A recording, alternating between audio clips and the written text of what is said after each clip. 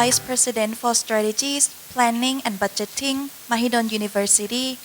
Dean of the Faculty of Environment and Resource Studies, Mahidol University, distinguished guests and participants, welcome to the seminar on the topic Initiation of Carbon Neutrality in Campuses and Schools. I am Thantwongpakdee Orlamun, an International Relations Officer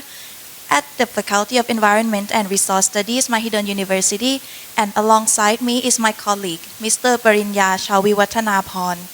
It is our honor to serve as your host throughout today's seminar and the signing ceremony of the Memorandum of Understanding on Academic Cooperation. And a warm greeting as well to all our viewers watching via Facebook Live. รักษาการแทนรองอธิการบดีฝ่ายกลยุทธ์แผนงานและงบประมาณมหาวิทยาลัยมหิดลคณบดีคณะสิ่งแวดล้อมและทรัพยากรศาสตร์มหาวิทยาลัยมหิดลแขกผู้มีเกียรติทุกท่านยินดีต้อนรับทุกท่านเข้าสู่งานสัมมนาในหัวข้อ Initiation of Carbon Neutrality in Campuses and Schools ผมปริญญาชาวิวัฒนาพรนักวิทยาสัมพันธ์และสุภาพสตรีด้านข้างของผมนะครับคุณธัญชนกอ่อนละมุนได้รับเกียรติให้เป็นผู้ดำเนินรายการตลอดการสัมมนาและพิธีลงนามบันทึกข้อตกลงความร่วมมือทางวิชาการในวันนี้และขอสวัสดีท่านผู้ชมทุกท่านที่รับชมผ่าน Facebook Live อยู่ด้วยนะครับ Before we begin, we'd like to briefly outline today's agenda. ก่อนที่เราจะเริ่มเข้าสู่กิจกรรมในวันนี้นะครับผมขออนุญาตแจ้งกำหนดการของงานวันนี้คร่าวๆให้ทุกท่านได้ทราบอีกครั้งนะครับ Our seminar is divided into two main parts. The first session will be a discussion by experts on policies and strategies for carbon neutrality in educational institutions, which will be conducted in English.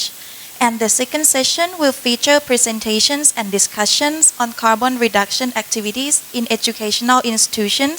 and this session will be conducted in Thai. งานสัมมนาของเราวันนี้นะครับประกอบไปด้วย2ช่วงหลักๆโดยช่วงแรกจะเป็นการอภิปรายโดยผู้เชี่ยวชาญเกี่ยวกับนโยบายและกลยุทธ์เพื่อความเป็นกลางทางคาร์บอนในสถาบันการศึกษา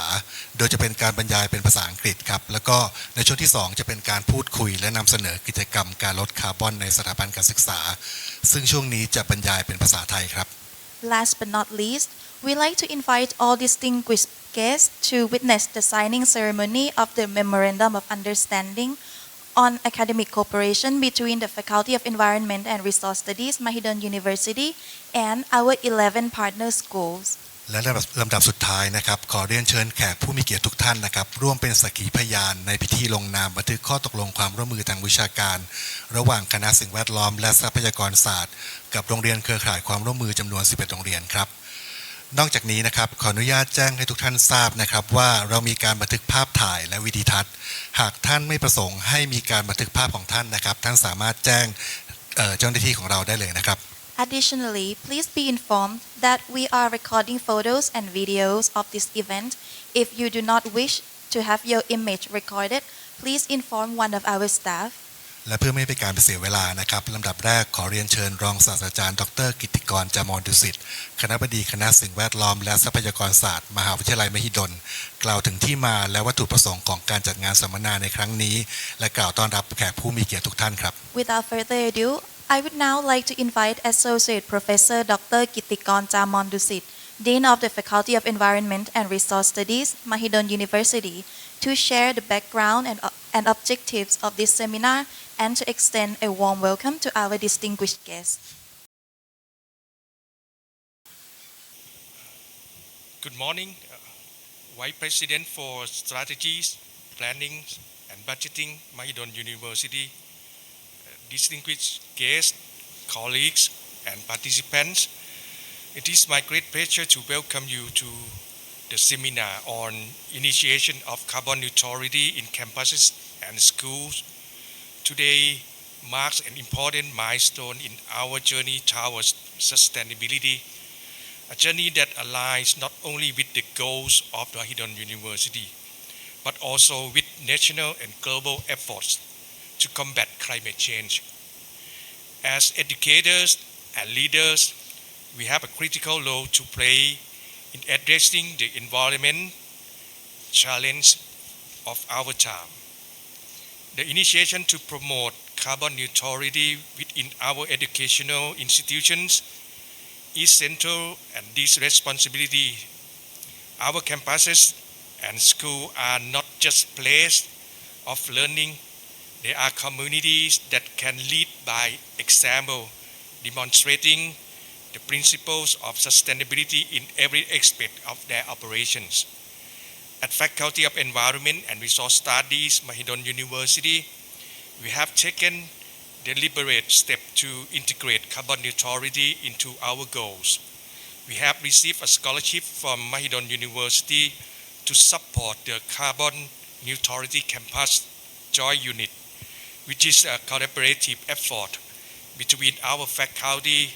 UNESCAP, and Shanghai Jiaotong University. These initiations are vital to our commitment to fostering a culture of sustainability at all levels and of our institution. As we move forward, our focus will be on expanding our efforts by gathering schools and campuses to build a strong network. This network will serve a hub for collaboration, knowledge sharing, and the implementation of carbon neutrality strategies across educational institutes. I would like to extend a warm welcome to all of you once again, especially our distinguished speakers from UNESCAP, the Department of Climate Change and Environment, the Thailand Greenhouse Gas Management Organization, the Sustainable University Network of Thailand, as well as community college and our partner school. Your expertise and insights are invaluable to this seminar, and I am confident that today the discussion will inspire meaningful sections. I am confident that today's seminar will inspire meaningful actions and collaborations. Together, we can transform our campuses and schools into true model of sustainability, leading the way toward a carbon neutral future. Thank you for your collaboration, and I wish all of you a productive and inspiring day ahead. Thank you very much. ขอบคุณท่านคณบดีครับ Thank you very much for the overview and the welcome message. Next, may I invite Assistant Professor Dr. Athisan Wayupap, Acting Vice President for Strategies, Planning and Budgeting at Mahidol University, to officially open the seminar and extend a warm welcome to all participants. ลำดับต่อไปนะครับขอเรียนเชิญผู้ช่วยศาสตราจารย์ดร.อธิสารวายุภาพรักษาการแทนรองอธิการบดีฝ่ายกลยุทธ์แผนงานและงบประมาณมหาวิทยาลัยมหิดลให้เกียรติกล่าวเปิดงานและให้การต้อนรับผู้เข้าร่วมงานสัมมนาในวันนี้ครับ And good morning, distinguished guests, colleagues, and participants. It is a great honor and privilege to welcome you all to seminar on initiation of carbon neutrality in campuses and schools. Today marks a significant step forward in our collective efforts to address one of the most pressing challenges of our time, climate change, which is aligned with the university policies, national objectives, and global goals. As leaders and educators, we hold responsibility to shape the future of our society. The goal of carbon neutrality is not just environmental aspiration. It is necessary commitment to ensuring a sustainable world for the future of generations. This seminar brings together experts, administrators, and educators, and who are today because of we have the common goal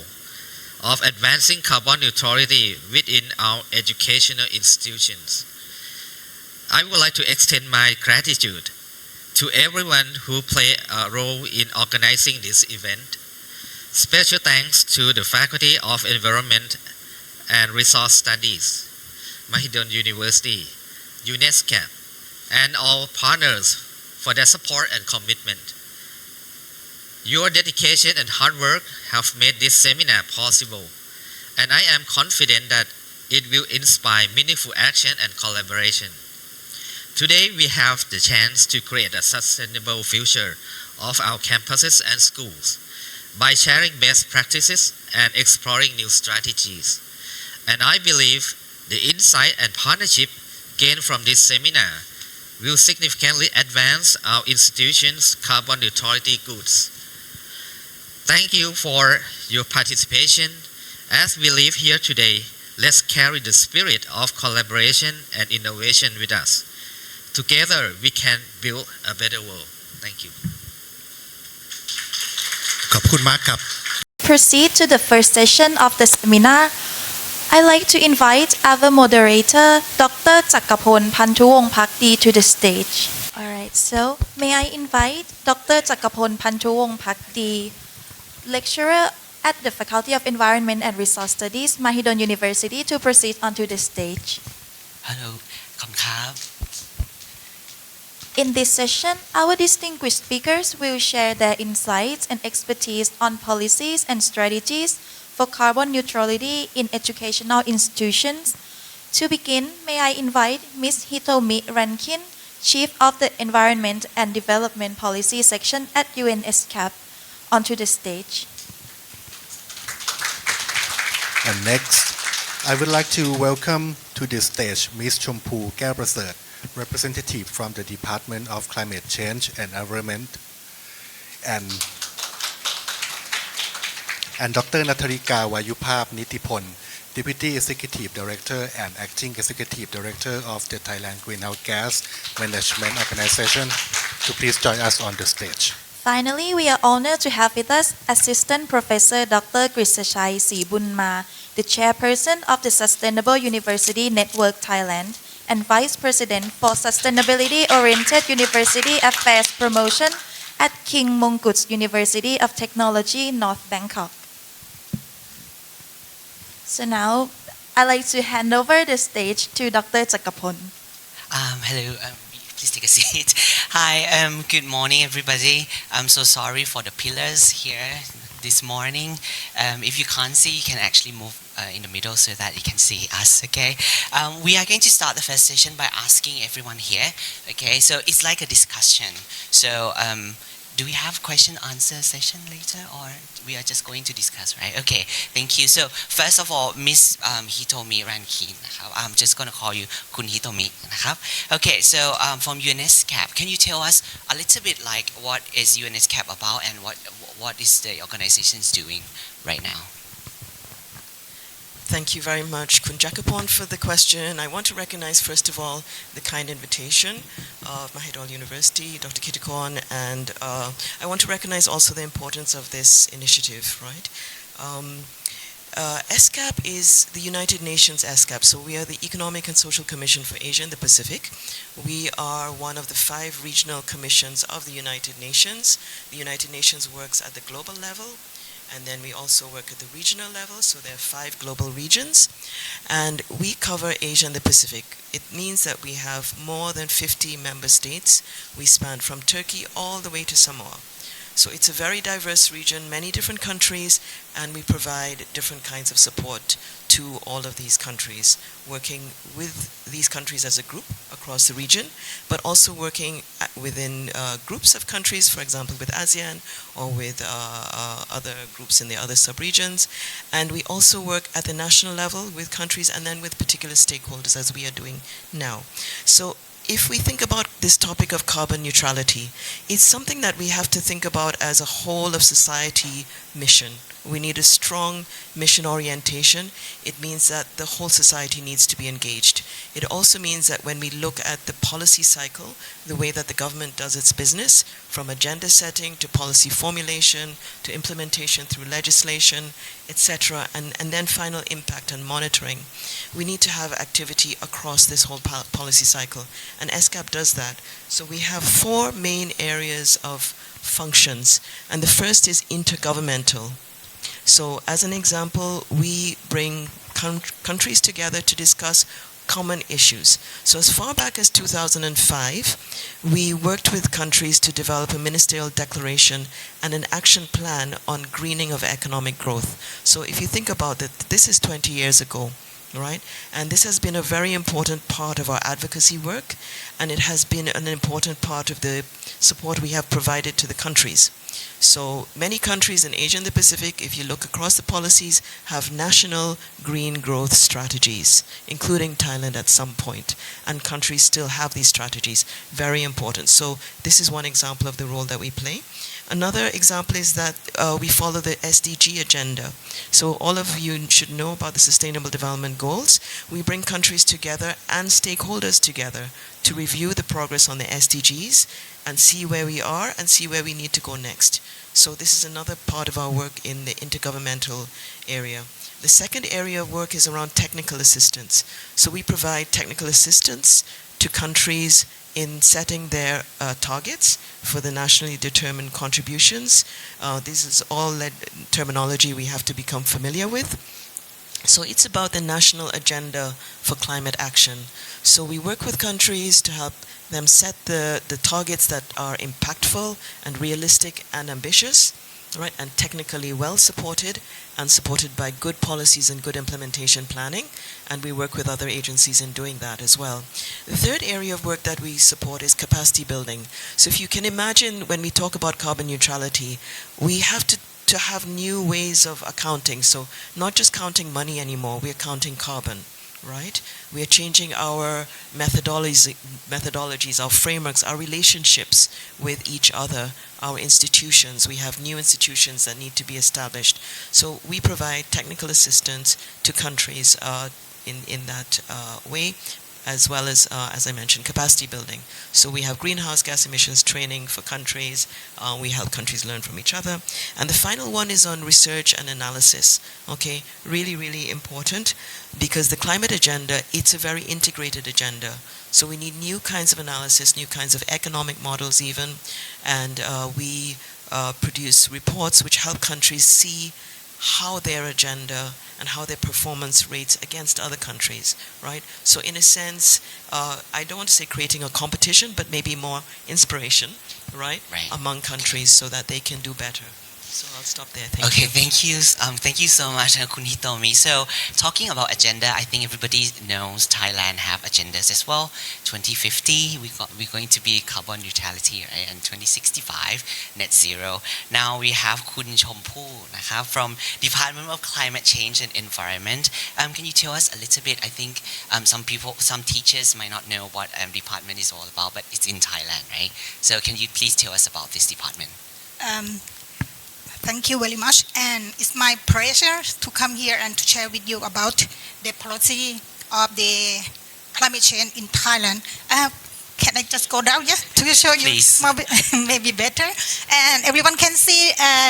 the presentation clearly, because I'm going to show about the number quite a lot. So this is, I think everyone can see these pictures from the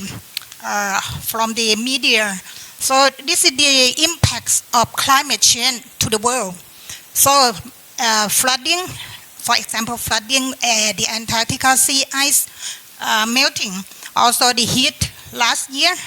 especially Thailand got the high temperature last year, that as everyone just complained about why it's so warm like this. But the picture that I would like you to focus on, the last picture about the flower blooming in the Antarctica, this can show you clearly about the rising temperature in the world. So looking at who is the world greenhouse gas emission, the first 5 countries, yeah, everyone know about China, yeah, for sure, because they produce a lot of products and export to our country. We also involved in this kind of emission as well, as you know. Well, but looking at the greenhouse gas emission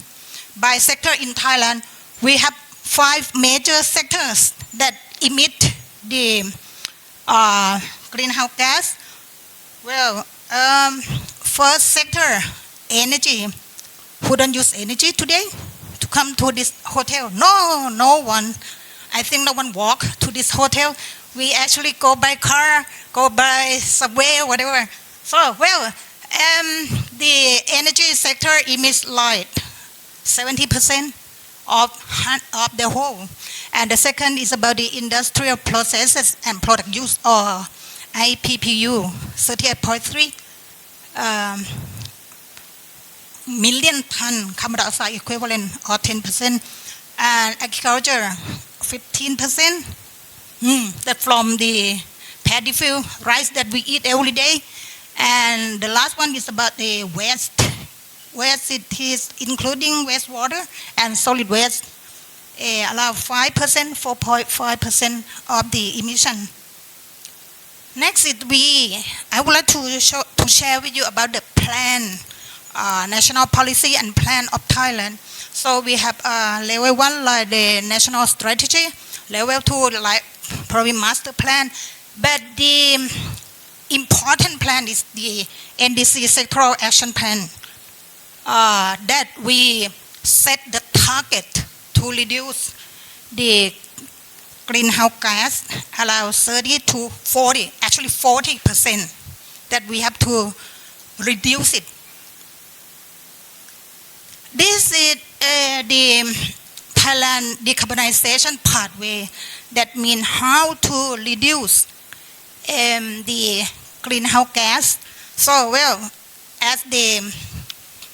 we set the carbon neutrality at 2050 and net zero at 2065. So along with the NDC plan, we have the long-term strategy that we focus on to use technologies like renewable energy, the EV, electrical vehicle, and reforestation to absorb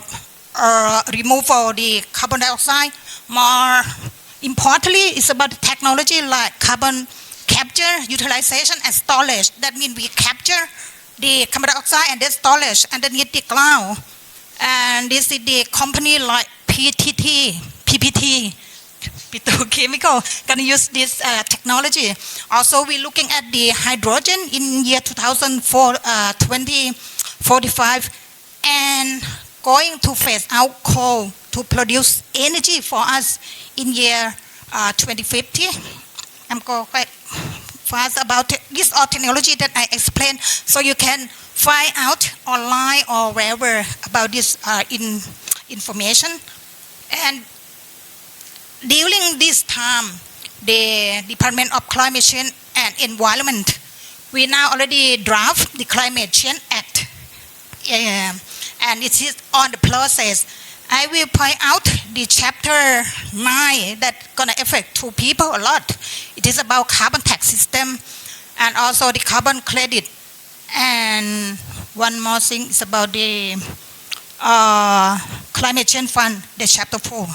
This is funding that everyone can reach it or can access it.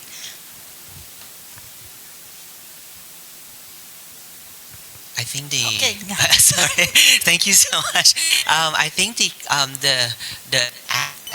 draft of the act can be read now online, the website right now. I think it's just a draft. I think everyone can go online and read, because I think 2 months ago you asked the people to actually give some kind of comments and all these, right? But anyway, let's move on. Kun Natarika, TGO, I heard about this and I read about GHG accounting from TGO a lot. Can you explain about what your department is doing and what's the goals and objectives? Good morning. So I would like to follow the same practice of Kun Chompu from the Department of Climate Change and Environment. So, actually, the first thing I would like to introduce our organization first. Thailand Greenhouse Gas Management Organization is a public organization established under the Ministry of Natural Resources and Environment 17 years ago. And we were doing like the designated national authority for the clean development mechanism, or the greenhouse gas emission reduction mechanisms under the Kyoto Protocol. So we were established to do that thing as a certified body. But we, from like things change and the global governance change. So now we have, or we generate our own emission reduction scheme by ourselves, and we are also the certified body for the greenhouse gas emission reduction, and also the certified body for the greenhouse gases emissions. And we provide the TGO Climate Action Academy to provide the trainings on the greenhouse gases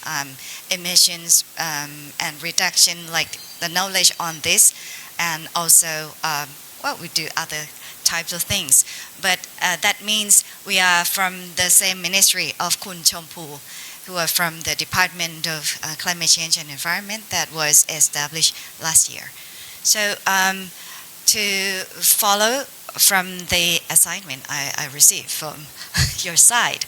I'm going to talk a little bit on the policies and strategies for moving towards the carbon neutrality and the net zero greenhouse gases emissions target that we have to be proud that we have target for our national target contributing to the Paris Agreement under the UNFCCC, and what should be involved with your missions as the academic institution in Thailand. So go on. Okay. So in my talk, I'm going to not to mention about the climate change because Kun Chompu already mentioned about that. But I would like to focus on number 2, which is about greenhouse gas emissions, and we have to reduce the emissions. And normally we call it mitigation efforts. And the last thing,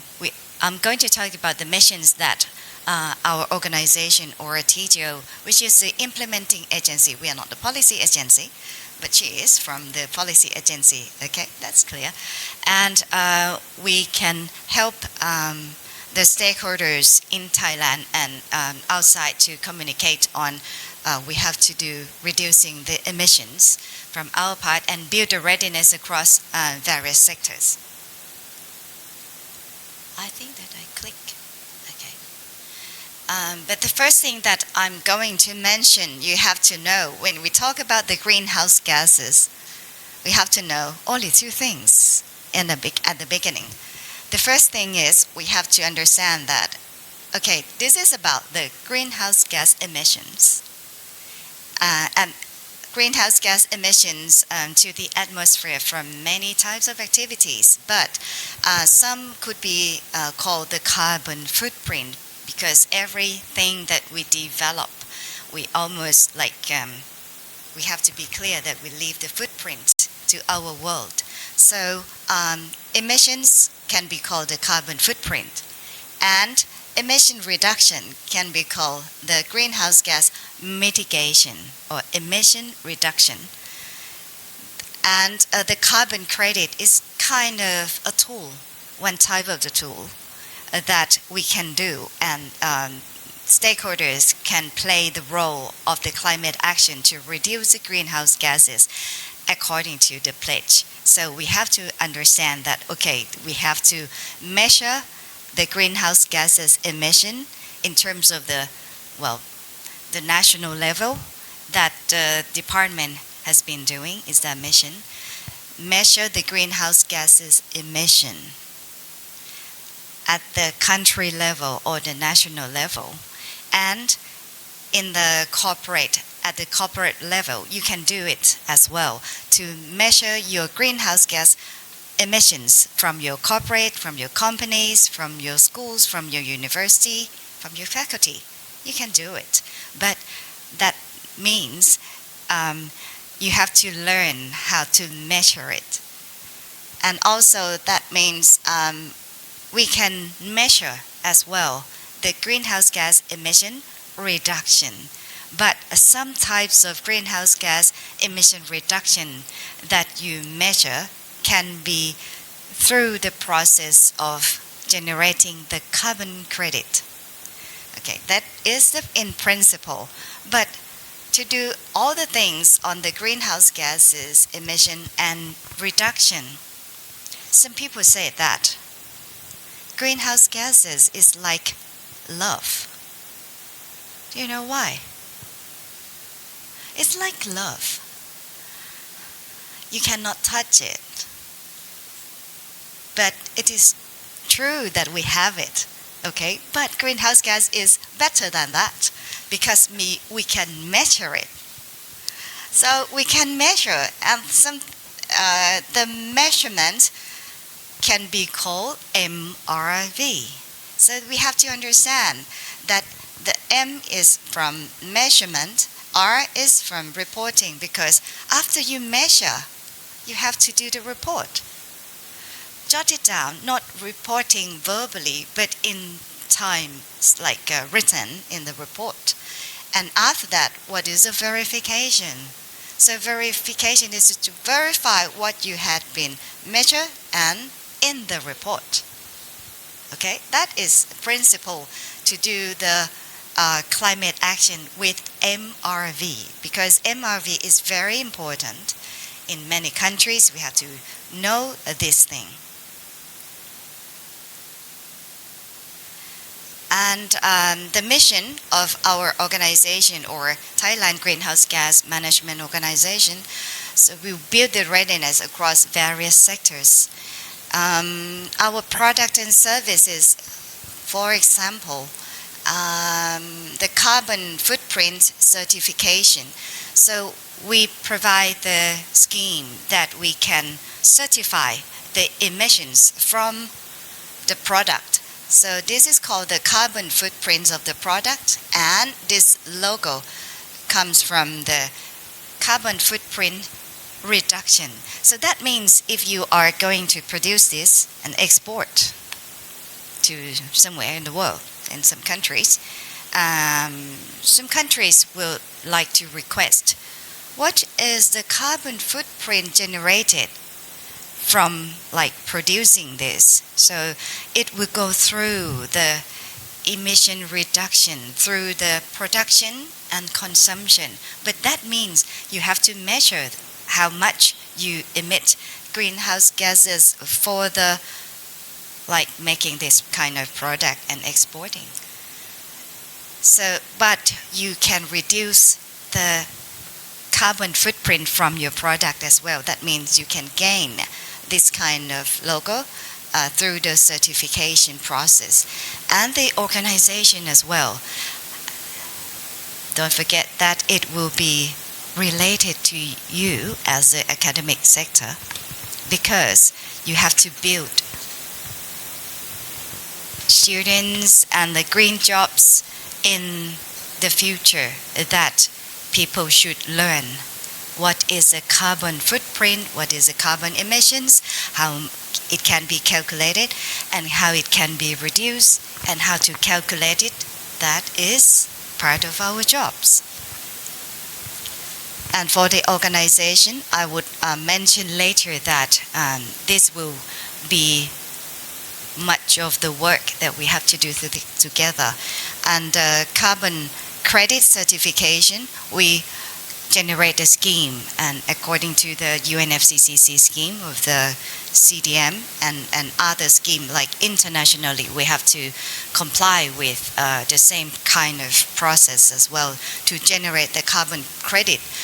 That means the carbon credit has to be the greenhouse gas emission reduction units that can be certified, but through the M, R, and V, measure, report, and certify. But after generating the carbon credits, it can be offset. Carbon offsetting program, or the carbon neutral. For example, you have the football match that people you gather many people. You have to have generate the carbon footprint, but the organizer can claim that, okay, I can do the carbon offset of the carbon emission that we emit from generating this event. That means the organizer can apply for the carbon neutral event. So many kind of like conferences, meetings, or the football match, or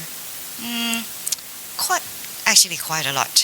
lot more. So I'm not going to go through. The less would be. Natalika, can I ask something? Can the school actually get these logos if they actually practice? Yep, Of course. So the school can actually apply for these low cost. Yes, of course. Okay. Last week, the Department of Climate Change applied for the carbon neutral event as well. And sometimes, like the ASEAN meeting or the ASEAN conference in Thailand,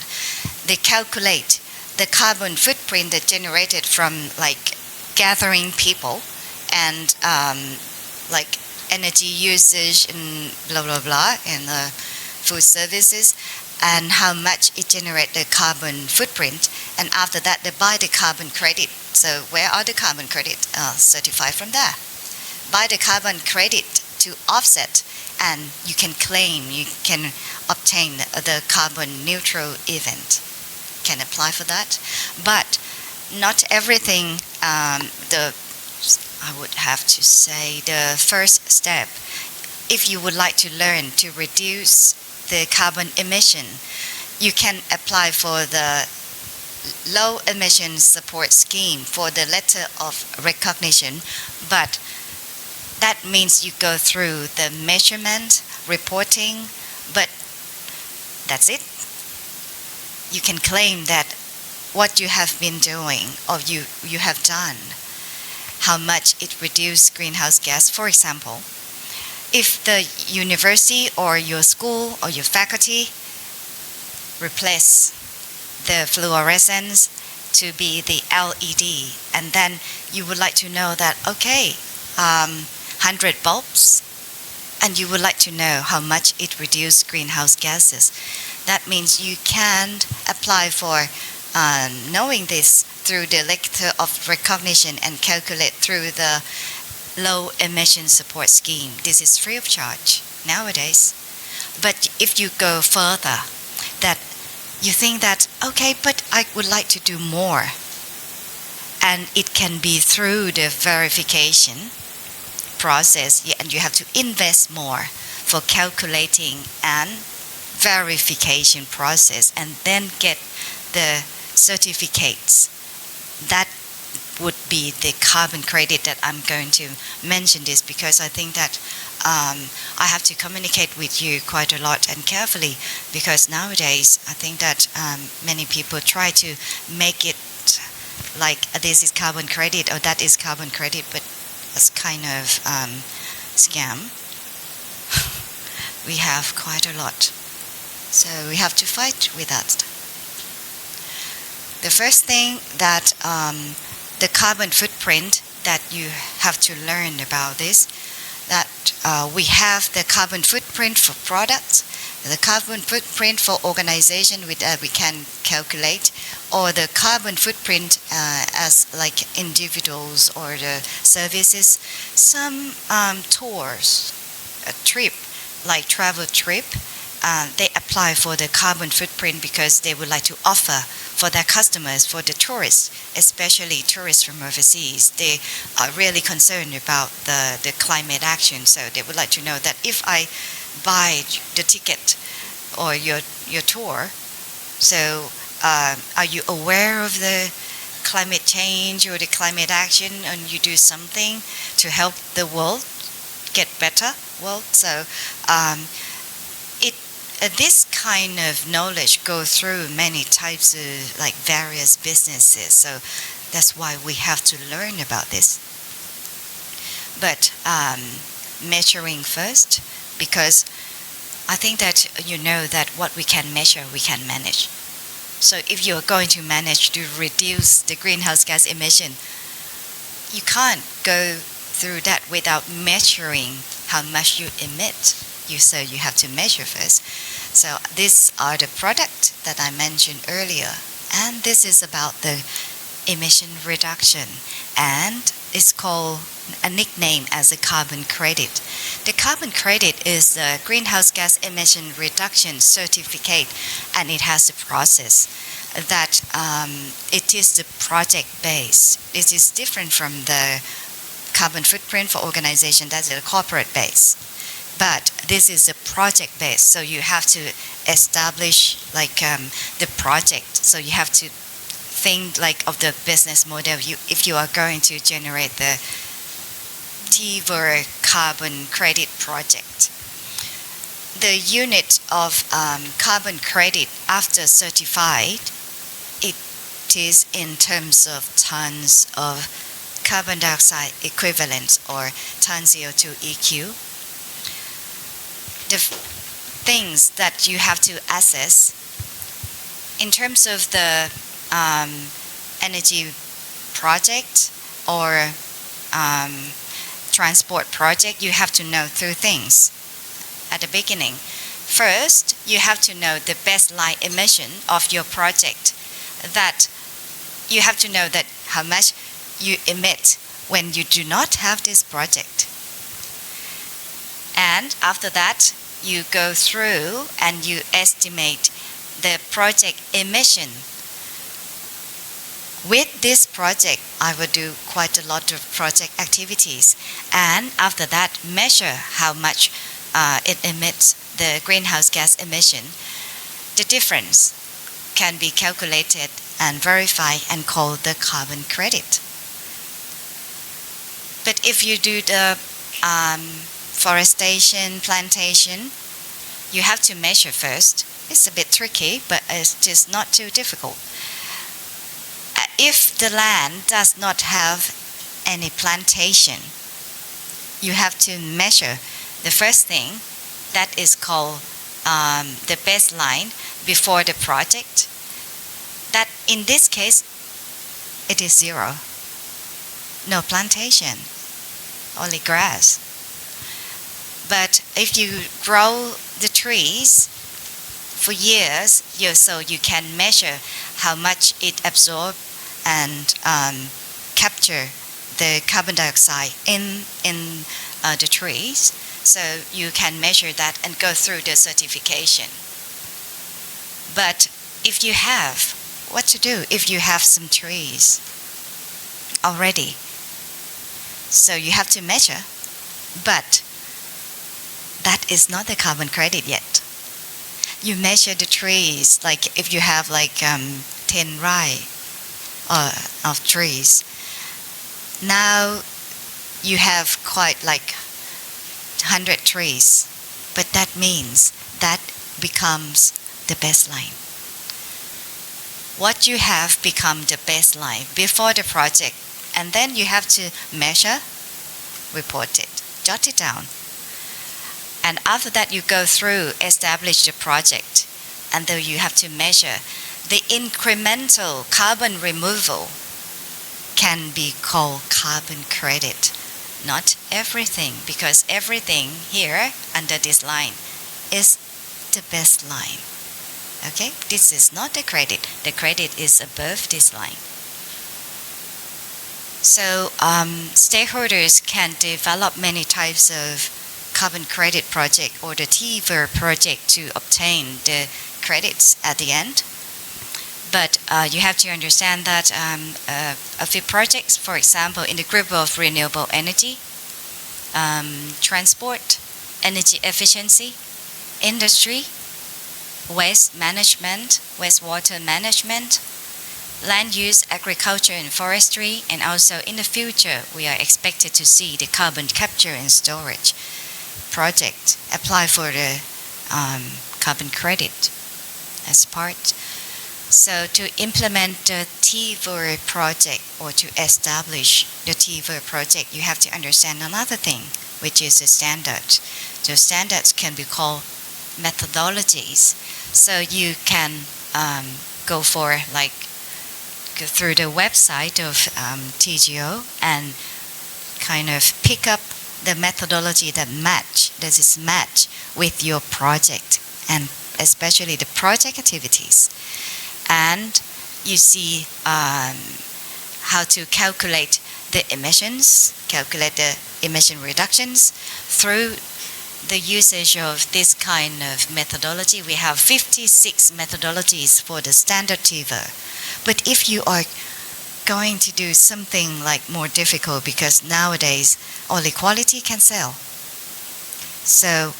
international scheme will accept the higher standards to be called the carbon credit. So you can apply if you aim for selling internationally. you have to apply for the premium TVER. Nowadays, we have 14 methodologies from alternative energy, waste management, forestry, transport, carbon capture and storage, and afforestation and deforestation. So the process, I would like to go only like two main steps. The first main step, if you would like to start your carbon credit project, you have to develop the project and set the project boundary. And after that, some companies would like to assign their like sustainably staff to go for the training to write the project design document. But some, in terms of the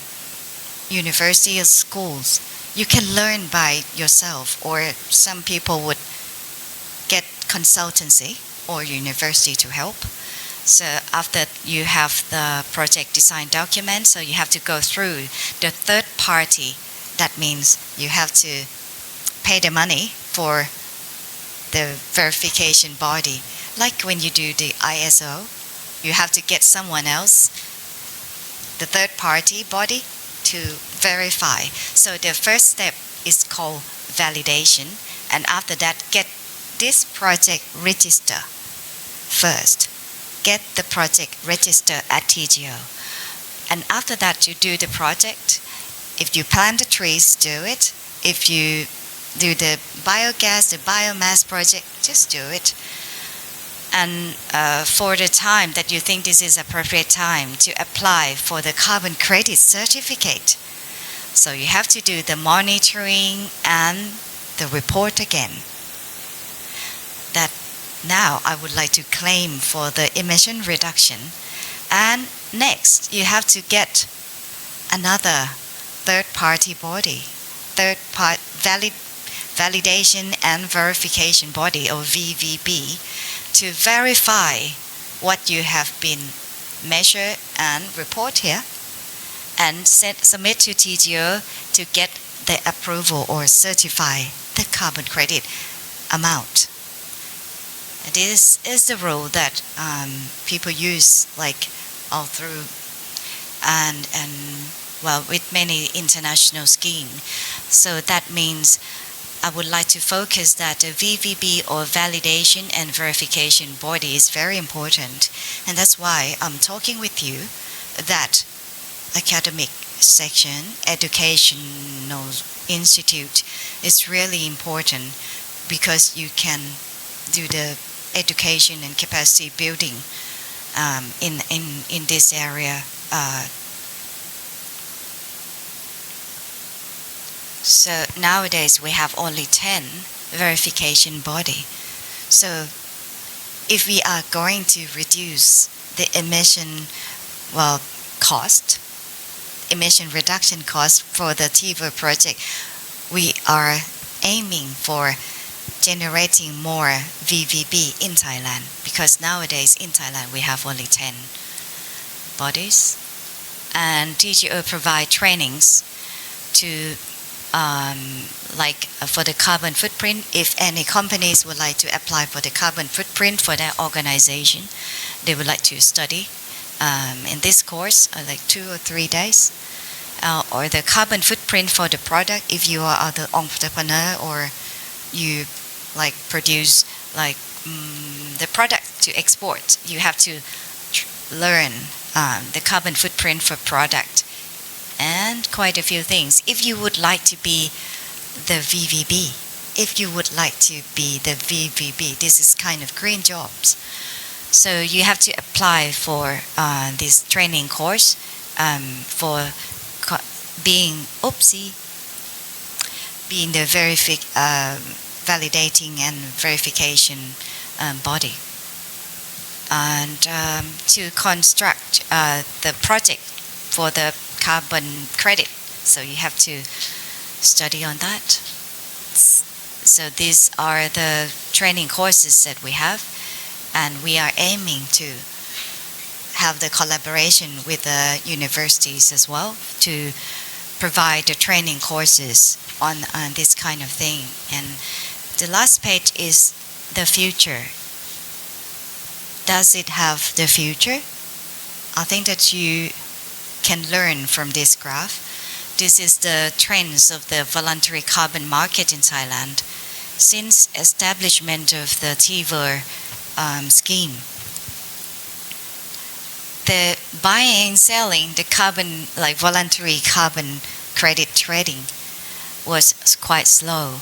but this is called a shock. If you see the graph, but this is a trend.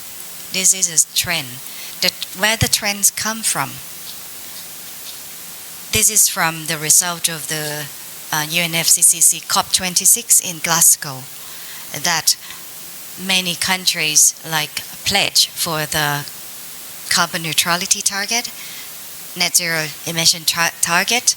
and set out the rules for international carbon market. And inside factor, Thailand pledge the carbon neutrality target and net zero target, and the SEC, require the ESG disclosure in the one report, and that means the corporate set then target as well, net zero target for the companies. So the requirement of the buying and selling of the carbon credit grows in high speed, but drops a little bit. That I would call it a shock. But in the future, for the outside factor, in 2023, COP28 had a decision, the global agreement to transition away from fossil.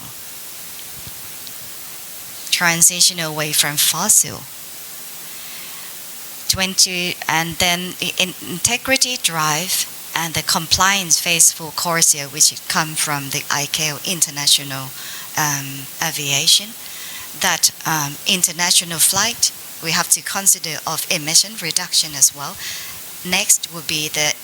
IMO, or International Maritime Business. So they have to concern of greenhouse gas emission reduction, not only in the country, and the inside factors, the Climate Change Act, Green Taxonomy, and the Carbon Trading Hub, the Thailand government's policy. So this is quite a big trend that I'm going to communicate with you, and you have to go on with this. Thank you. I think it's like love, right? Carbon dioxide, too much of it, it's creating jealousy and everything, right? But thank you so much. That's very informative. Next, I would like to have Dr. Gritshachai. We have a lot of campuses and schools today. So can you please tell us about Sustainable University Network in Thailand, please? Good morning, everyone. First of all, I would like to thank you, Faculty of Environment and Mahidol University, and of course, Professor Dr. Kritikon, that he used to be a chair member of the Sun Thailand. First of all, I would like to introduce about the history of Sun Thailand. To make a story short, actually Sun Thailand is called by the abbreviation name of Sustainable University Network of Thailand. We starting from just a small group of university management team members that met in International Sustainable Campus Network, which is called ISCN, in year about 2015. Maybe it's more than that, but once in that time I was in the management team of the university, KMUTNB. So the president of KMUTNB has signed the ceremony on that group of management members, university in Thailand as well. We are just one of the starting member at that point. We have like 14, 10 or maybe 14 member, 17, 16, okay. As you know, he's this founder of the Sun Thailand. 16 members start from there. And then after growing that from that point to now, 2024,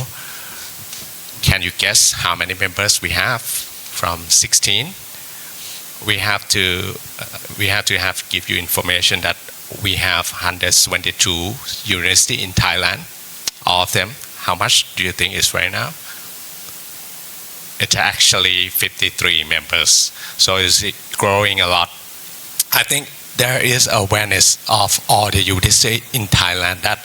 this is a issue that we have to grow to. We have to grow in this roadmap to develop our university to achieve the sustainable development goals, not just only us, but to the community, to the country, and also to the world. So tomorrow we have a network meeting inside Thailand at Siam University. We going to endorse another 2 more members. So if tomorrow it will become 55 members of Sun Thailand, and it's growing. This is just only the network members of the university in Thailand. But there's a lot of more than just only university in Thailand. There's all community college. There's a lot of university in Thailand, which has maybe primary school, secondary, and high school that can get involved. This is interesting point that we are gathering today, because I think about the new project, Professor Kitikon, that maybe I will call the tomorrow board meeting that we going to kick off a new program. Maybe it's called junior member or associate member that has a school. All the school in Thailand can join our Sun Thailand. Would you think it's good or not? I'm not sure, but I see that a lot of schools joining this event today. So maybe I would like to join Professor Kitikon and Mahidol University to gather all this school in your network and maybe come to our part of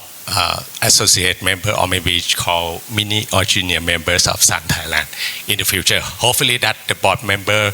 will accept this concept, and we will try to develop that later on. So this is the first kick-off that we are gathering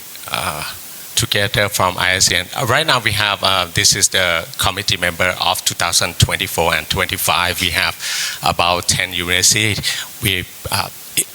It was elected from the committee member that we have to do a lot of things. But I make the story short that what our role, right? That try to collaborate our members to our network. I will show you some of that.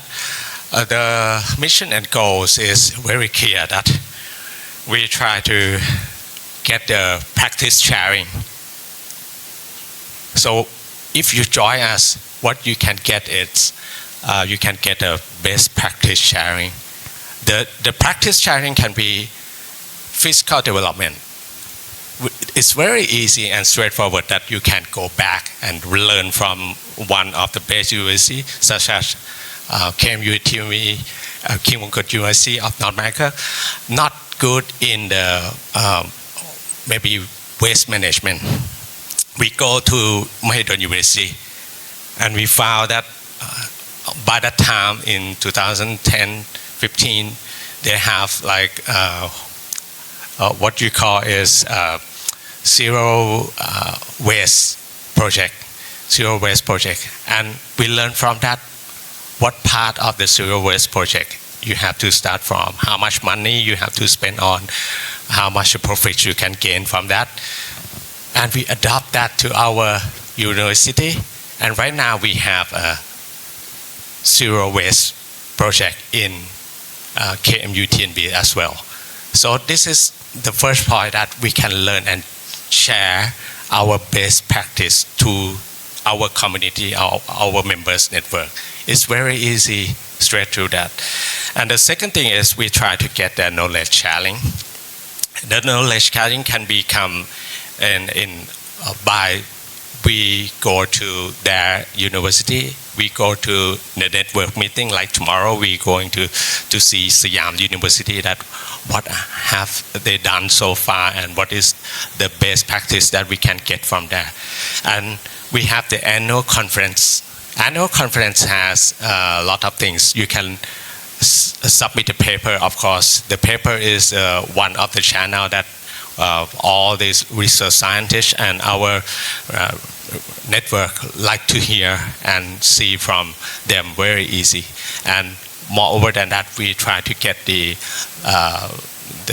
white paper that can gathering all the information and come to the roadmap of each university. This is the second thing of the practice sharing, and also if you are interested in joining the submit the ranking like Green University ranking or THE Impact ranking, you can learn a lot from them too. And the third thing is we try to partner with other different industrial, such as we are under the Council of the President Network. We are a member of the ASEAN called Asian Sustainable Campus Network. We send our students who got the prize, who got the award from our annual conference, and send them to get the practice from them. This is a network activity. Of course, we have a lot of ton of picture. You can find out all this in our website, sunthailand.org. This is annual conference that I talked so far. This is the award that we try to gain from motivate our student, motivate the school. You can motivate the school student that submit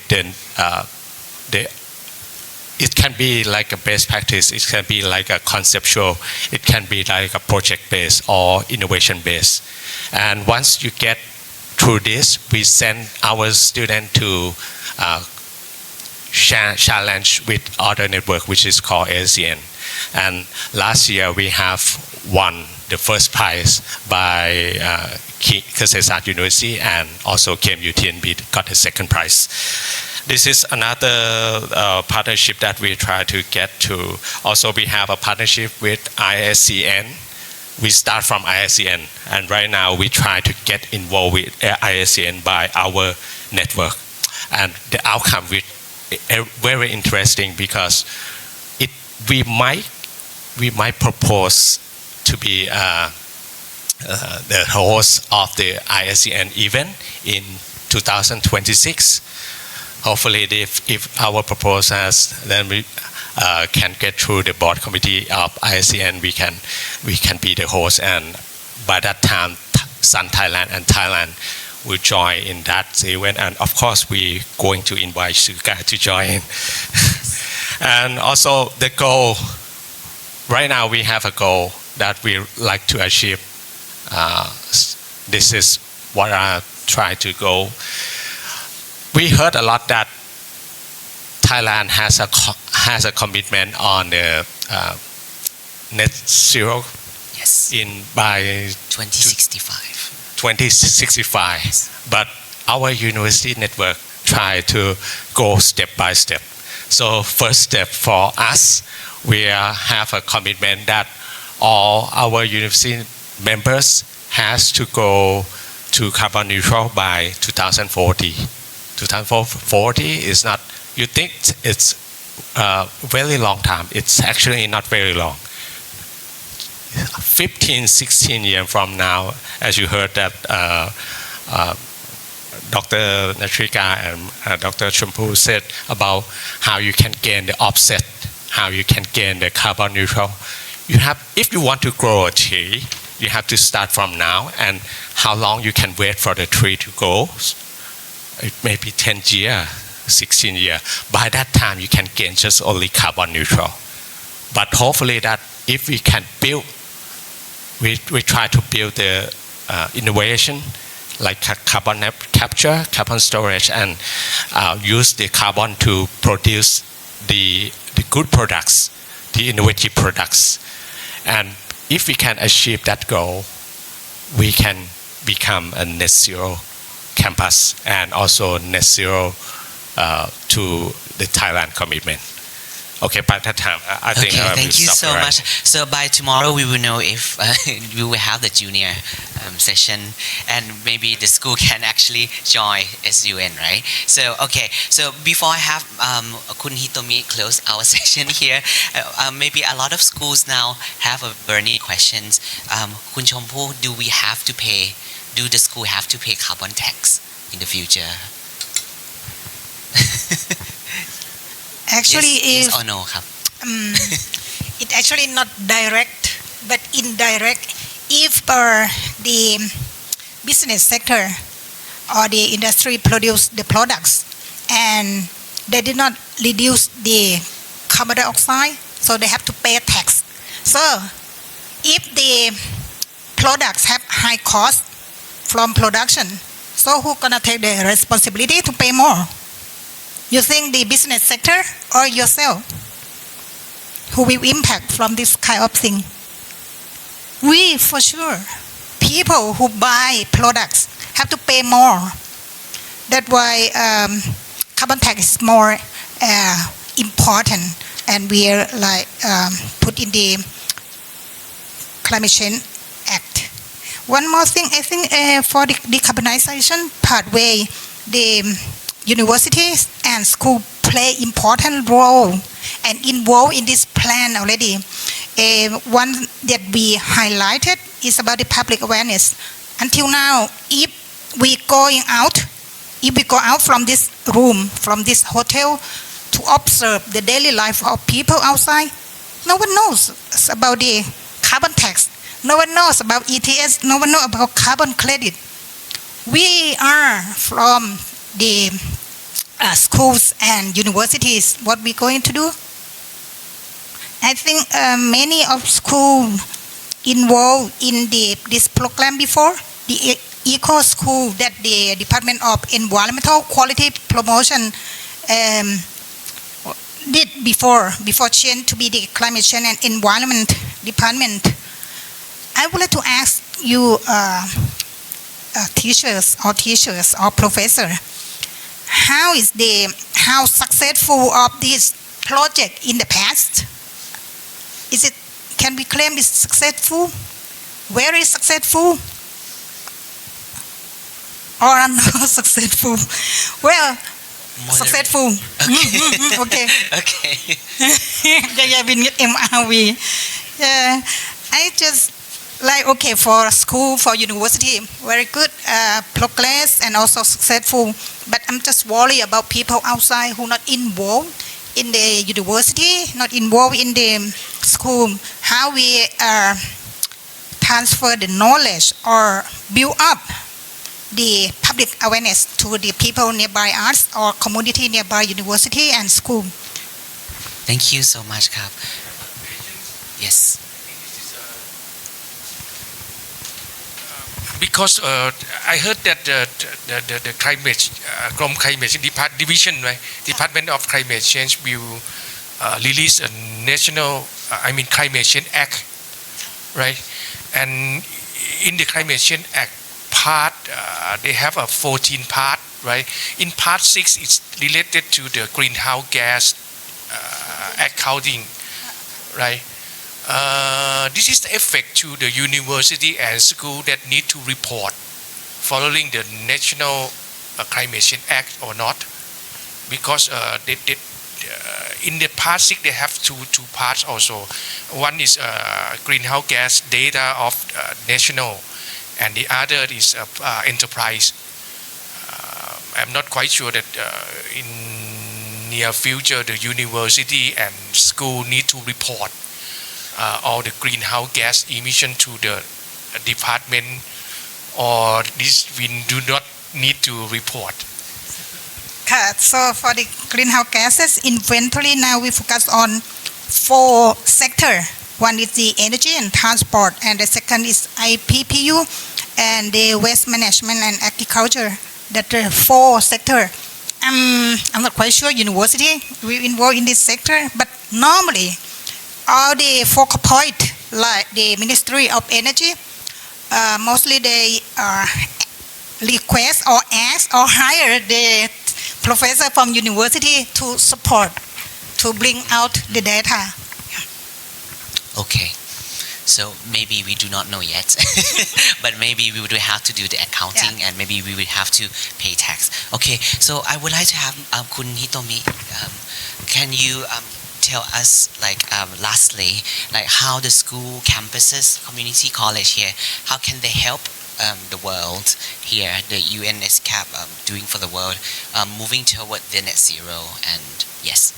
Okay, thank you, Dr. Jakkapon, for the question. Very important question and pertinent to the audience. I think we have to start from the very basics. So it's very good to see this kind of program. We have to strengthen climate literacy, and it's a very basic set of knowledge, a set of tools, a set of vocabulary, basic understanding, for example, how carbon sequestration works, how do carbon credits work, what are the sources of emissions, what are emissions, what gases besides carbon dioxide are important. So that kind of basic climate literacy is really, really important. And the UN system is doing a lot of that and providing materials which can be adapted by schools. We have it available on our websites. So it is there, but it just needs a lot of focus and attention to get that baseline knowledge, right? I think that's very important. I think youth engagement in the work of what has to happen to deliver on the targets that we're setting is critical. Not just as recipients or as beneficiaries of knowledge, but to create new knowledge, to create new partnerships, to for example, in the event that they have to be involved in their own assessments of carbon footprints, how can students be engaged in almost leading the effort to do the monitoring, reporting, and verification support within schools as a project for the seniors, for example. So engagements of the students directly in the business of delivering on these carbon targets is going to be a very important way of accelerating the uptake. So it's not just one-way education, but also building the competencies of the students for operating in a world where carbon accounting is going to be important, right? So that direct engagement in the business of the school in delivering on their commitments is critical, in addition to the basic climate literacy. I want to talk about also, in closing, just to say that this requires competencies of cross-disciplinary analysis, cross-disciplinary understanding of exchanges of perspectives, because they are sometimes trade-offs, sometimes they're synergies, right? But how do we move from a situation where there are trade-offs to synergies is going to be very important. It can only happen if there is a very strong competence within the society for collaboration, for respectful debate, for working together for societal missions, right? And this happens within the social setting and particularly within schools, right? Respect for science, right? As a basis for action, for policy making, for decision making, for allocation of funding is going to be also important. So all of these basic competencies, we need to come back to them as we move forward as an education sector. Thank you so much. Thank you very much for the guest speaker. And can we have a round of applause for all the guest speaker, please? Thank you. I would like to close the first session here. We have... Thank you so much. Dr. Jakkapon and our honorable speakers for the insightful and informative presentations and discussions. Our second session of the seminar on initiation of carbon neutrality in campuses and schools. From this point forward, we will continue in Thai. ขอต้อนรับทุกท่านนะคะกลับเข้าสู่การสัมมนาค่ะตั้งแต่ช่วงนี้เป็นต้นไปนะคะขออนุญาตดำเนินรายการเป็นภาษาไทยค่ะสำหรับช่วงที่2นะคะเราได้รับเกียรติจากวิทยากรจากสถาบันอุดมศึกษาและโรงเรียนนะคะมาร่วมพูดคุยและนำเสนอกิจกรรมการลดคาร์บอนในสถาบันการศึกษาค่ะในลำดับแรกนะคะขอเรียนเชิญรองศาสตราจารย์ดร.นพพลอรุณรัตน์รองคณบดีฝ่ายวิจัยและบริการวิชาการคณะสิ่งแวดล้อมและทรัพยากรศาสตร์มหาวิทยาลัยมหิดลเป็นโมเดอเรเตอร์สำหรับช่วงที่2ค่ะขอเรียนเชิญอาจารย์ขึ้นบนเวทีค่ะขอเรียนเชิญคุณศศิวิมลผุงเพิ่มตระกูลหัวหน้างานพัฒนาเพื่อความยั่งยืนกองกายภาพและสิ่งแวดล้อมมหาวิทยาลัยมหิดลขึ้นบนเวทีค่ะท่านต่อไปค่ะขอเรียนเชิญผอ.พเดชเปล่งปลั่งผู้อำนวยการวิทยาลัยชุมชนสมุทรสาครค่ะ ลำดับถัดไปขอเรียนเชิญมาสเตอร์เขมพาสจาดกรผู้ประสานงานสิ่งแวดล้อมโรงเรียนอัสสัมชัญธนบุรีค่ะและท่านสุดท้ายนะคะขอเรียนเชิญคุณครูเพชรชมพูพิษพันธ์เดชาครูวิทยาฐานะครูชำนาญการพิเศษจากโรงเรียนนวมินทราชินูทิศสตรีวิทยาพุทธมณฑลค่ะและโอกาสนี้นะคะขออนุญาตส่งต่อเวทีนี้ให้กับรองศาสตราจารย์ดร.นพพลอรุณรัตน์ค่ะครับขอบคุณมากนะครับแล้วก็ขอบคุณท่านแขกผู้มีเกียรติซึ่งท่านติดภารกิจแล้วก็ไปแล้วนะครับซึ่งเซสชันนี้เนี่ยจริงๆก็จะต้องบอกทุกท่านว่าเรามาแชร์เคสกันนะครับซึ่งตอนนี้เนี่ยเคสที่เราจะนำมาแชร์นะครับจะเห็นว่าทางผู้เข้าร่วมสนทนาวันนี้ครับก็จะมีตั้งแต่ระดับมหาวิทยาลัยนะครับก็คือกองกายภาพของมหาวิทยาลัยมหิดลนะครับแล้วก็จะมีระดับโรงเรียนนะครับซึ่งก็จะมีคุณครูทั้งสองท่านซึ่งเดี๋ยวคุณครูท่านอาจจะมาแชร์นะครับว่ารุ่นเล็กๆเนี่ยเราจะปลูกฝังเขายังไงนะครับแล้วก็รวมไปจนถึงวิทยาลัยชุมชนนะครับซึ่งเป็นวิทยาลัยเพื่อชุมชนเพื่อสังคมนะครับซึ่งก็เดี๋ยวจะได้เห็นเคสกันแล้วเดี๋ยวเราก็จะคุยกันนะครับซึ่งลำดับเริ่มต้นเนี่ยครับผมอาจจะต้องขอเริ่มจากมหาวิทยาลัยนะครับในฐานะที่มหาวิทยาลัยมหิดลเนี่ยเป็นสถาบันอุดมศึกษานะครับแล้วก็ด้วยกองกายภาพของมหาวิทยาลัยมหิดลเนี่ยครับซึ่งก็ได้รับรางวัลเยอะแยะไปหมดเลยนะครับแล้วก็จริงๆแล้วในฐานะของมหาวิทยาลัยมหิดลเนี่ยเราก็มีภารกิจการศึกษาวิจัยนะครับแล้วก็พัฒนาบัณฑิตนะครับเพื่อไปสู่ความยั่งยืนและในขณะเดียวกันเนี่ยมหาวิทยาลัยมหิดลก็มุ่งเป้านะครับในเรื่องของCarbon Neutrality Campus ด้วยนะครับทีนี้จะขอรบกวนให้ทางเรียกคุณฟ้าแล้วกันเนาะน้องฟ้าก็ได้เนาะนะครับให้ช่วยเล่านะครับช่วยแชร์เรื่องของการกิจกรรมต่างๆนะครับของมหาวิทยาลัยมหิดลเนี่ยว่าเราจะมีกิจกรรมอะไรบ้างนะครับในเรื่องของการลดคาร์บอนนะครับแล้วก็ประสบผลสำเร็จอย่างไรบ้างนะครับขอเชิญครับก็ขออนุญาตแชร์นะคะในส่วนของมหาวิทยาลัยมหิดลในวันนี้นะคะก็อย่างแรกเลยนะคะในส่วนของการประเมินเกี่ยวกับกิจกรรมการลดคาร์บอนนะคะจะเกิดขึ้นไม่ได้นะคะถ้าเราไม่มีในเรื่องของการรายงานนะคะการประเมินตัวก๊าซเรือนกระจกของมหาวิทยาลัยนะคะว่ามีปริมาณเป็นเท่าไหร่นะคะซึ่งเราก็มหาวิทยาลัยก็ให้ความสำคัญในเรื่องนี้นะคะแล้วก็ได้เริ่มจัดทำนะคะโปรแกรม MU Eco Data นะคะที่ทำขึ้นมาเพื่อที่จะให้ส่วนงานนะคะแล้วก็ตัวมหาวิทยาลัยเองนะคะได้กรอกข้อมูลพื้นฐานด้านสิ่งแวดล้อมนะคะเพื่อที่จะนำไปสู่การรายงานข้อมูลนะคะเรื่องของก๊าซเรือนกระจกได้อย่างเป็นรูปธรรมมากขึ้นนะคะซึ่งเราก็มีการกำหนดหมวดต่างๆในการรายงานของตัวโปรแกรมนะคะไม่ว่าจะเป็นหมวดองค์กรนะคะเรื่องของวัตถุดิบนะคะที่จะมีทั้งในเรื่องของวัตถุดิบที่เป็นมิตรกับสิ่งแวดล้อมนะคะแล้วก็รวมไปถึงการจัดซื้อจัดจ้างนะคะที่จะนำไปสู่การเชื่อมโยงนะคะในการรายงานสโคปภายใต้การประเมินก๊าซเรือนกระจกของมหาวิทยาลัยนะคะแล้วก็จะมีเรื่องของพลังงานนะคะที่มีเรื่องของการกรอกข้อมูลเกี่ยวกับปริมาณการใช้รวมไปถึงการตั้งค่าเป้าหมายในการลดการใช้พลังงานนะคะแล้วก็เรื่องของน้ำก็เช่นเดียวกันนะคะก็จะเป็นเรื่องของปริมาณการใช้แล้วก็การตั้งค่าเป้าหมายนะคะแล้วก็มีในเรื่องของกากของเสียนะคะที่เราก็เน้นในเรื่องของการคัดแยกขยะนะคะประเภทต่างๆแล้วก็นำไปสู่ของการการกำจัดอย่างถูกวิธีนะคะแล้วก็มีเรื่องของหมวด Smart Building นะคะก็จะเป็นเรื่องของการกรอกข้อมูลรูปแบบอาคารที่เป็นสมาร์ตต่างๆนะคะเข้ามาในระบบนะคะแล้วก็สุดท้ายเลยนะคะมันก็จะเป็นเรื่องของการประเมินก๊าซเรือนกระจกองค์กรของตัวระบบเองนะคะซึ่งก็จะเชื่อมโยงข้อมูลต่างๆนะคะที่เราได้กรอกไปนะคะตั้งแต่ด้านแรกนะคะจนถึงด้านที่6อะค่ะแล้วก็มาประเมินเป็นก๊าซเรือนกระจกองค์กรของส่วนงานเองแล้วก็ภาพรวมของมหาวิทยาลัยก็สามารถดูในระบบได้ค่ะเราก็จะสามารถเห็นปริมาณก๊าซเรือนกระจกที่ปล่อยออกไปทั้งหมดในภาพรวมของมหาวิทยาลัยได้ค่ะแล้วก็นอกจากนั้นนะคะเรายังใช้ข้อมูลตัวนี้ค่ะเชื่อมโยงไปสู่การตั้งเกณฑ์นะคะที่จะชี้วัดผลการดำเนินงานของส่วนงานออกมาเป็นรูปธรรมมากขึ้นนะคะในเรื่องของการดำเนินงานด้านสิ่งแวดล้อมค่ะเราก็ตั้งเกณฑ์เรื่อง FU Green Ranking ขึ้นมาค่ะก็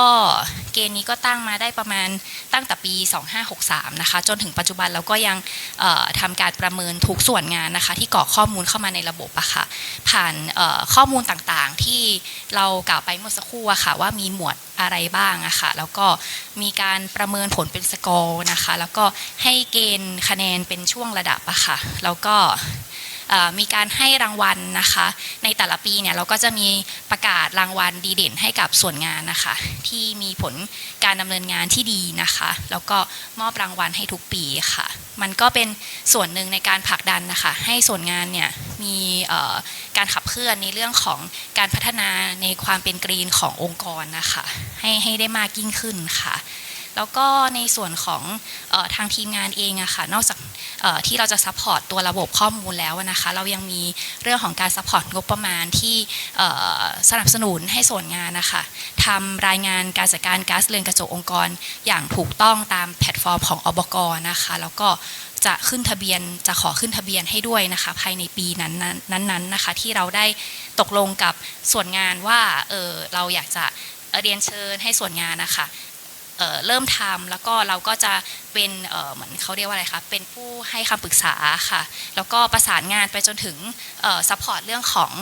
ผู้ทวนสอบภายนอกอะค่ะที่เรามาทวนสอบให้แล้วก็ประสานงานเรื่องของการขึ้นทะเบียนของอบก.ให้เรียบร้อยเลยอะค่ะซึ่งก็เราทำมาได้8ปีอะค่ะก็มีส่วนงานมากกว่า15ส่วนงานนะคะตอนนี้ที่สามารถที่จะเรียนรู้กระบวนการในการทำรีพอร์ตแล้วก็ขึ้นทะเบียนได้อย่างถูกต้องตามรูปแบบของอบก.ค่ะก็เป็นส่วนหนึ่งในการพัฒนาให้ส่วนงานเห็นเขาเรียกอะไรคะการประเมินรายงานก๊าซเรือนกระจกขององค์กรที่จะตั้งเป้าในการลดได้ค่ะอย่างมีประสิทธิภาพค่ะแล้วก็ในส่วนของการอนุรักษ์พื้นที่สีเขียวนะคะแล้วก็จะมหาวิทยาลัยเนี่ยก็จะมีแนวทางในการใช้ผังแม่บทนะคะที่มีการกำหนดโซนพื้นที่นะคะในการที่จะ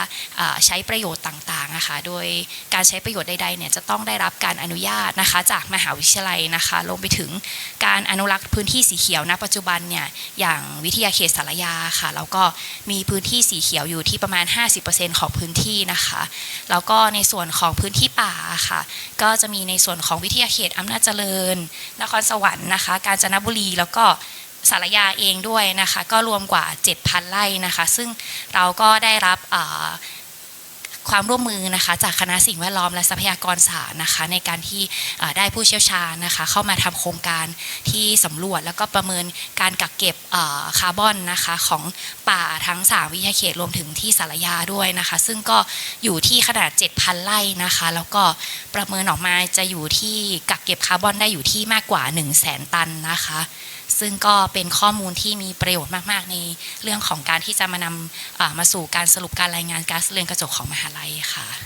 ครับก็ขอบคุณน้องฟ้านะครับสำหรับคำถามแรกก็ดูเยอะแยะไปหมดเลยเนาะนะครับสิ่งที่ต้องทำมันแลกมาด้วยสิ่งที่จะต้องรวบรวมจะต้องประเมินจะต้องคำนวณจะต้องทำเยอะมากๆเลยก็เลยก่อนที่จะโยนคำถามให้ท่านผอ.พเดชนะรอแป๊บนะครับ น้องฟ้าครับแล้วทำแล้วเนี่ยกิจกรรมพวกนี้เนี่ยผลกระทบ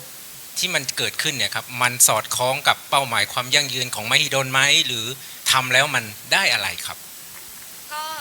สอดคล้องอยู่นะคะถ้าในส่วนของการประเมินผลกระทบตาม17 SDG แล้วนะคะมันก็จะได้ในเรื่องของเป้าที่6อะค่ะเรื่องของการสร้างหลักประกันนะคะในเรื่องของน้ำนะคะให้ใช้ให้เข้าถึงได้อย่างทั่วถึงอะค่ะแล้วก็เรื่องของ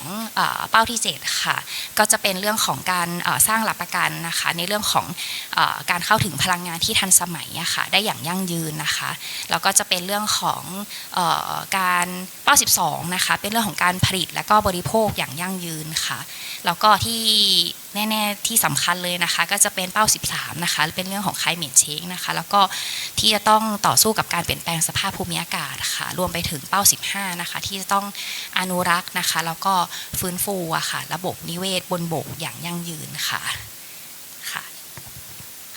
ขอบคุณครับก็เหมือนได้หลายเป้านะครับกับกิจกรรมที่เกิดขึ้นนะครับเดี๋ยวจะวนกลับมารอบ2นะครับ เดี๋ยวจะวนกลับมารอบ2ก็เดี๋ยวขออนุญาตไปทางวิทยาลัยชุมชนสมุทรสาครนะครับท่านผอ.พเดชครับจริงๆแล้วในฐานะของวิทยาลัยชุมชนเนี่ยก็มีเป้าหมายหลักของวิทยาลัยก็คือเพื่อสร้างองค์ความรู้นะครับเพื่อลดความเหลื่อมล้ำ เนาะอาจารย์เนาะแล้วก็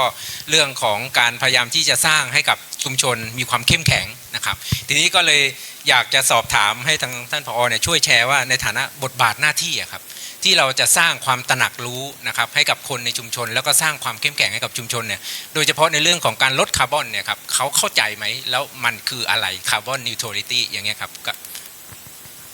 ก็ขออนุญาตคือที่มาที่ไปเพราะว่า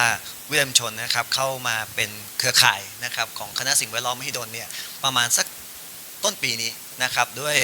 นโยบายของทางสถาบันวิทยาชนที่เป็นต้นสังกัดของผมเนี่ยนะครับได้อยากจะขับเคลื่อนเรื่องของโกกีนนะครับก็มีการจัดฝึกอบรมขึ้นมาให้แก่บุคลากร3 วันนะครับผมที่มหิดลนี้ก็พวกเราก็ได้รับความรู้นะครับเรื่องของ SDG เรื่องของ UI Green เรื่องของคาร์บอนฟุตพริ้นท์คาร์บอนเครดิตต่างๆพวกนี้นะครับก็ทำให้เรานอกจากได้ความรู้แล้วเนี่ยส่วนตัวผมเนี่ยผมมองว่าเราได้แรงบันดาลใจนะครับเพราะว่าในหลักสูตร3 วันเนี่ยทางคณะผู้จัดก็พาเราได้ดู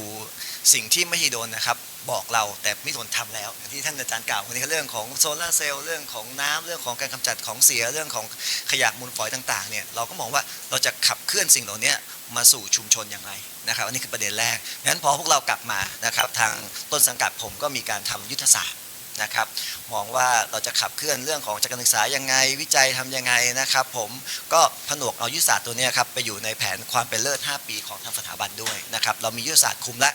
ส่วนในเรื่องของจัดการศึกษานะครับ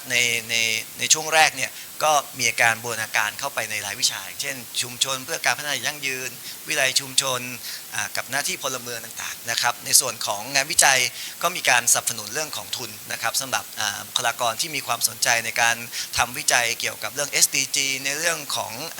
โกกีนต่างๆพวกนี้นะครับก็มีทุนวิจัยให้และอีกบทบาทหนึ่งที่สำคัญก็คือเรื่องของบริการวิชาการนะครับที่ทำให้เราเป็นส่วนหนึ่งของชุมชนได้นะครับเพราะฉะนั้นจากคำถามของท่านวิทยากรนะครับในเรื่องของการทำงานกับชุมชนเนี่ยต้องบอกว่าเมื่อเรามาเป็นผู้รับสารจากมหิดลนะครับได้องค์ความรู้แล้วเราก็ต้องส่งต่อนะครับแต่เราก็มองว่าในพื้นที่ของจังหวัดผมเนี่ยมันจะมีทั้งอุตสาหกรรมนะครับเราก็มองว่าในส่วนของโรงเรียนในส่วนของท้องถิ่นต่างๆเนี่ยมันมีตรงไหนแล้วก็ไปศึกษาแล้วเพราะว่าภาคเอกชนเนี่ยเขาทำเยอะมากนะครับเขามีการจัดอบรมหลากหลายแต่พอในส่วนของโรงเรียนก็จะอยู่ส่วนมากเรื่องของการคัดแยกขยะนะครับการสร้างมูลค่าเพิ่มของขยะเรื่องของทรัพยากรชุมชนต่างๆเราก็มองว่ามันมีแกลบค่อนข้างเยอะนะครับก็คุยกับทีมงานวันนี้ก็มากับผมด้วยว่าเฮ้ยเราน่าจะทำให้รู้ว่าจุดเริ่มต้นก่อนก็คือสถานะเซสซันแรกว่า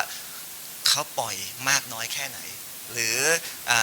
เขาสามารถดูดกลับได้เยอะแค่ไหนก็เรามองว่าเราน่าจะมาเริ่มต้นที่หลักสูตรนะครับก็คือคาร์บอนฟุตพริ้นท์องค์กรนะครับคือกลับมาเรื่องนี้ก่อนเราก็กลับมาหาคณะสิ่งแวดล้อมท่านอาจารย์นุกูลนี่แหละครับผมมานั่งคุยกันเรื่องของหลักสูตรว่าหลักสูตรของเราจะออกมาเป็นอย่างไรนะครับก็ได้ข้อสรุปก็เป็นหลักสูตร2 วันนะครับซึ่งใน2 วันเนี่ยก็จะมีการเวิร์กช็อปนะครับโดยการแบ่งกลุ่มให้รู้ว่าประเภทของแหล่งปล่อยมีกี่ประเภทนะครับผมมีแหล่งปล่อยอะไรบ้างแล้วก็พื้นที่ที่ดูดกลับคือต้นไม้ก็ไปสอนเรื่องของการวัดต้นไม้วัดมุมซึ่งก็ทำให้คุณครูนะครับต้องบอกว่าผมโฟกัสมาที่โรงเรียนก่อนนะครับเพราะว่ามองว่าเราน่าจะแฮนเดิลได้ง่ายก่อนนะครับถ้าไปทำกับกลุ่มอื่นอาจจะยากแต่ว่าทั้งหมดทั้งนี้นั้นก็เราเปิดรับสมัครนะครับเราไม่ได้ไปชี้มาเราเปิดรับสมัครให้โรงเรียนเนี่ยสมัครใจเข้ามาแล้วก็คัดเลือกโรงเรียนที่มีความพร้อมเป็นโรงเรียนนำร่องนะครับผมซึ่งกลุ่มที่เข้ามาเนี่ยก็จะประกอบทั้งผู้บริหารนะครับผมมองว่าถ้าผู้บริหารเข้ามาเนี่ยน่าจะขับเคลื่อนนโยบายได้ง่าย2ก็คือคุณครูพัสดุหรือการเงินเพราะว่าเรื่องของเงินเรื่องของ Data อยู่ที่ครูท่านนี้แล้วก็ครูวิทย์นะครับเพราะมองว่าองค์ความรู้ที่ได้อาจจะกลับไปสอนนักเรียนได้ก็แบ่งกันเป็น3 กลุ่มนะครับในหลักสูตร2 วันเนี่ยเราแถมวันหนึ่งต้องบอกว่าเราแถม1 วันนะครับเป็นการพาคุณครูมาที่มหาวิทยาลัยมหิดลต้องบอกอย่างนี้เลยครับเพราะว่าผมเห็นแล้วผมอยากให้คุณครูเห็นเหมือนผมนะครับและเกิดแรงบันดาลใจที่อยากจะกลับไปทำต่ออันนี้ก็คือสิ่งที่เราขับเคลื่อนในเรื่องของคาร์บอนฟุตพริ้นท์องค์กรนะครับผมแต่จะมีพาร์ทที่เราคุยกับวิทยากรที่เราเชิญมาจากอปก.นะครับว่าถ้าเรารู้แล้วนะครับว่าถ้าเขาปล่อยมากกว่าดูดอาจจะต้องมีกิจกรรมลดนะครับแต่ถ้าเขาปล่อยน้อย ปล่อยน้อยกว่าดูดก็จะเป็นเรื่องของคาร์บอนเครดิตต่อไปนะครับและก็จะดึงเข้าไปร่วมกับโครงการเลสของอบก.ต่อไปอันนี้คือแผนที่เราคุยกับวิทยากรไว้นะครับอันนี้คือการส่งสารช่องทางที่1แล้วช่องทางที่2ครับที่เราทำก็คือผมอยู่บ้านแพ้วนะครับไม่ทราบว่าทุกท่านรู้จักมะพร้าวน้ำหอมบ้านแพ้วไหมครับเคยทานไหมฮะเป็น GI ใช่ไหมครับก็เราไปหาข้อมูลแล้วพบว่ามีพื้นที่ในการปลูกเนี่ยประมาณ 40,000 ไร่ครับเห็นไหมฮะเราจะเปลี่ยนต้นไม้เหล่านี้ให้กลายเป็นรายได้ได้อย่างไรผมถูกไหมฮะจากคาร์บอนเครดิตนี่คือสิ่งที่ผมตั้งโจทย์ขึ้นมาจากบริบทของผมแต่เราทำโดยความต้องการของเราอย่างเดียวไม่ได้ผมก็ทำเขาเรียกว่าแบบสอบถามเล็กๆขึ้นมานะครับลงไปถามเกษตรกรเรื่องของความรู้แล้วก็เรื่องของความต้องการว่ามีมากน้อยเพียงใดนะครับก็พบว่าโอเคเขามีความต้องการเนื่องจากสื่อค่อนข้างเยอะใช่ไหมครับว่าทำนี่ได้เงินทำนี่ได้เงินเขาก็มีความสนใจก็สมัครเข้ามาร่วมกิจกรรมกับผมแต่ผมก็ไม่ทำคนเดียวอีกแล้วครับผมก็ไปเชิญสำนักงานมาทำงานร่วมกันโดยท่านมี Data ใช่ไหมท่านมีคนอยู่ท่านรู้ว่าเกษตรกรคนไหนมีพื้นที่เป็นเจ้าของสวนเพราะว่าการทำโครงการชีเวอร์มันต้องเป็นเจ้าของสวนท่านก็เอาคนเข้ามาผมมีที่ประสานงานวิทยากรเป็นผู้จัดเป็นงบประมาณเป็นของผมนะครับเราก็จัดการฝึกอบรมซึ่งบรรยากาศวันนั้นต้องบอกเลยว่ามันเป็นองค์ความรู้ที่เขาอยากได้จริงๆมันเป็นเงินในอากาศที่มันลอยอยู่จะดึงลงมาได้ยังไงนะครับก็ถามกันแม้กระทั่งเจ้าที่สำนักงานเกษตรก็ถามว่ามะพร้าวทำได้มะพร้าวไม่ทำในปั๊มนะครับแต่ว่าทำในภาคเกษตรได้นะครับเอาละในที่ประชุมก็ได้ข้อสรุปว่าเกษตรกรสนใจที่จะเข้าร่วมโครงการคาร์บอนเครดิตทำโครงการชีเวอร์แล้วก็มอบให้วิไลชุมชนกับสำนักเกษตรเนี่ยร่วมกันในการทำโครงการนะครับแล้วก็ปัญหามาอยู่นี่นิดหนึ่งครับปัญหาอยู่นิดหนึ่งก็คือในการทำตรงเนี้ยมันจะมีค่าใช้จ่ายเกิดขึ้นถูกไหมครับในการประเมินเตอร์ปาร์ตี้เนี่ยแหละครับว่าค่าใช้จ่ายตรงนี้ใครจะเป็นคนออกเกษตรกรบอกว่าถ้าตันละ15 บาทจ่ายตรงนี้ไม่คุ้ม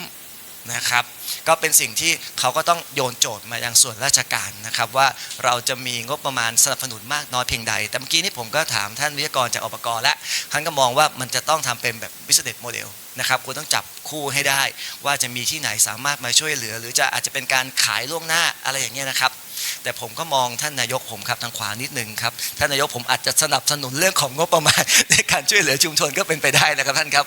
นะฮะอันนี้ก็เป็นอีกกิจกรรมหนึ่งนะครับที่เราคุยกับชุมชนเพื่อส่งสารให้กับชุมชนที่เราได้องค์ความรู้มาจากไม่โดนขอก้อนนี้ก่อนแล้วกันครับผมขอบพระคุณครับครับขอบคุณท่านผอ.ประเด็นมากนะครับอันนี้ก็เป็นการแชร์ของรุ่นใหญ่ที่เขาทำนะครับรุ่นใหญ่เรื่องของหลักๆเนี่ยผมมองว่าเป็นการสร้างเครือข่ายเนาะนะครับเป็นการสร้างเครือข่ายแล้วก็ทำงานร่วมกับชุมชนนะครับทีนี้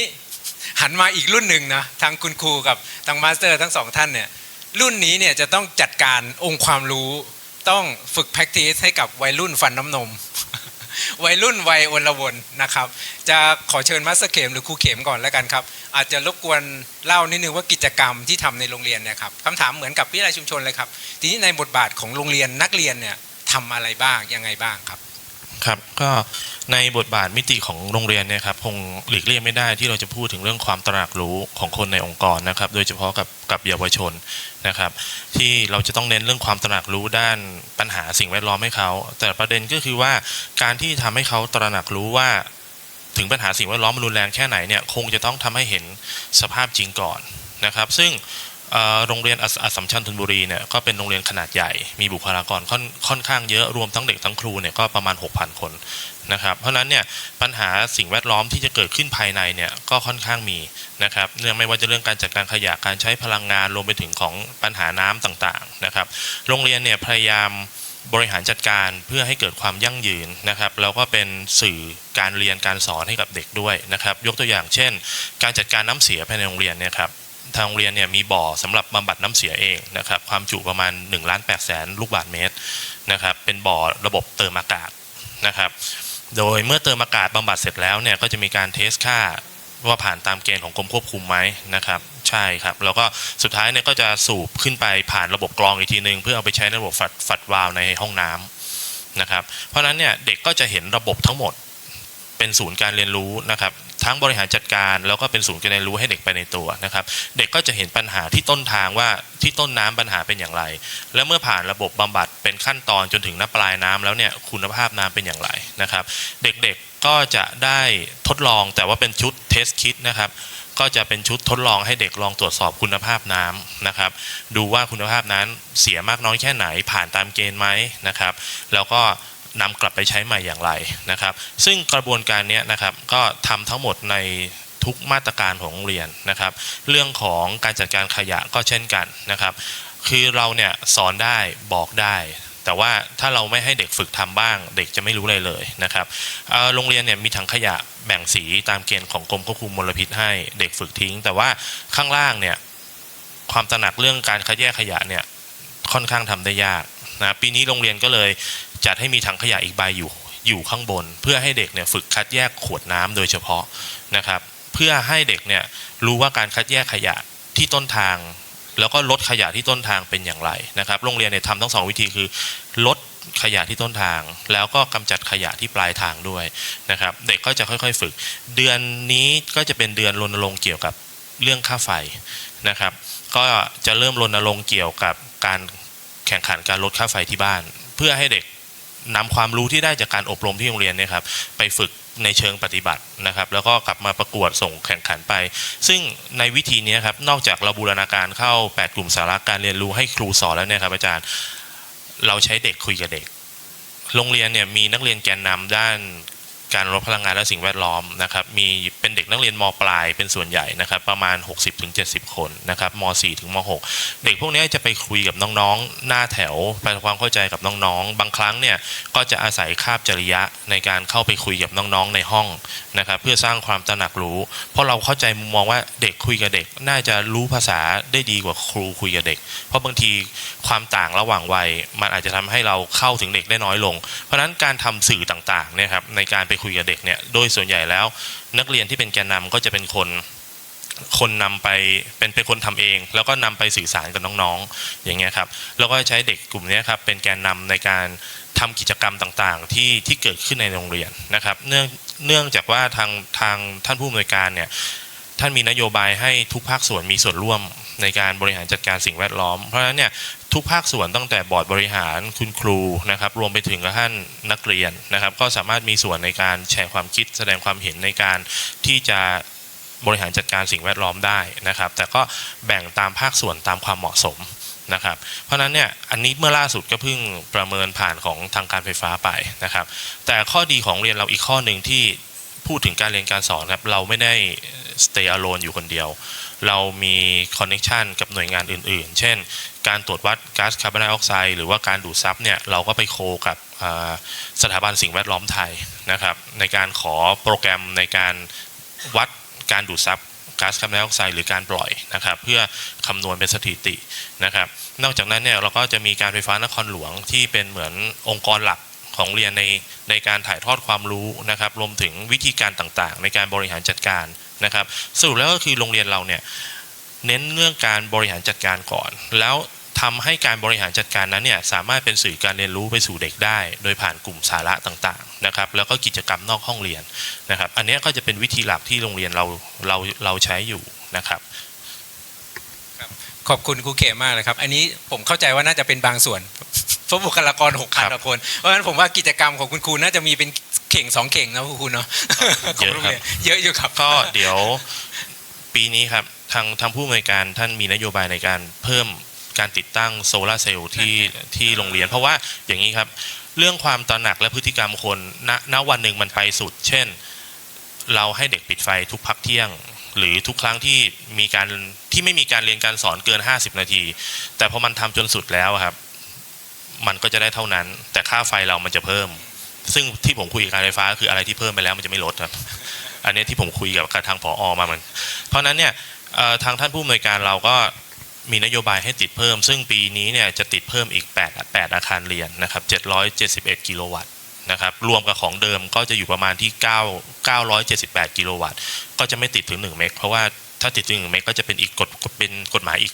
อีกแบบหนึ่งแต่ทีนี้เนี่ยทุกตึกที่ติดเนี่ยครับจะมี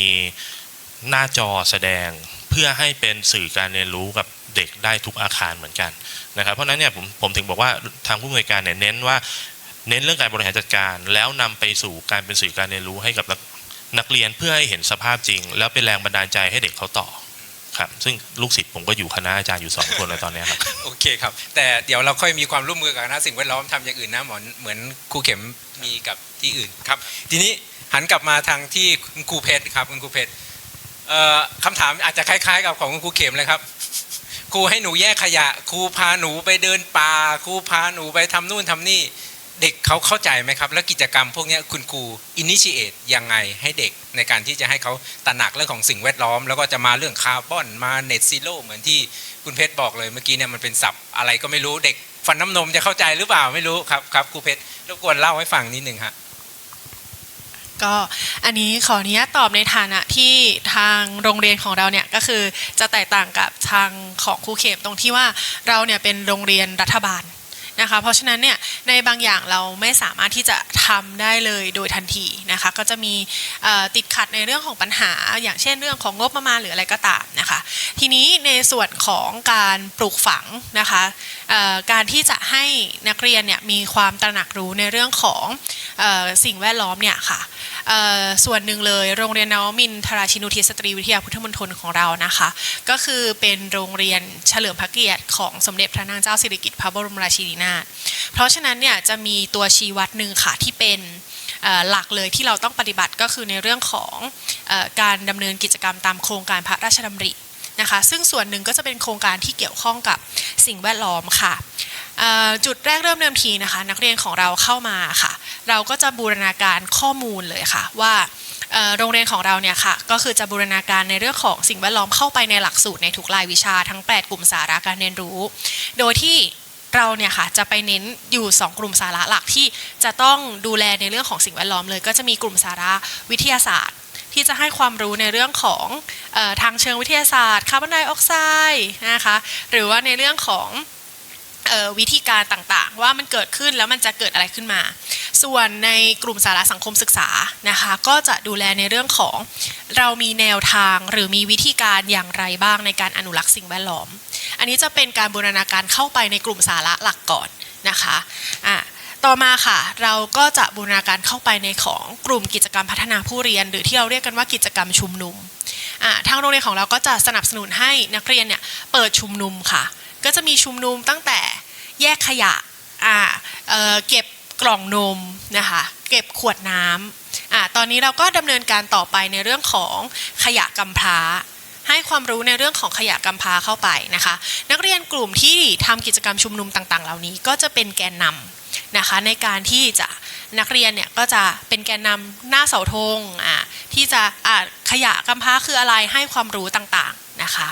นอกจากนี้นะคะเราก็ยังมีกิจกรรมเสริมค่ะก็คือจะเป็นการทัศนศึกษาแหล่งเรียนรู้อย่างอันนี้เราก็ได้ความร่วมมือจากมหาวิทยาลัยมหิดลเนาะที่เรากำลังทำกิจกรรมร่วมกันว่า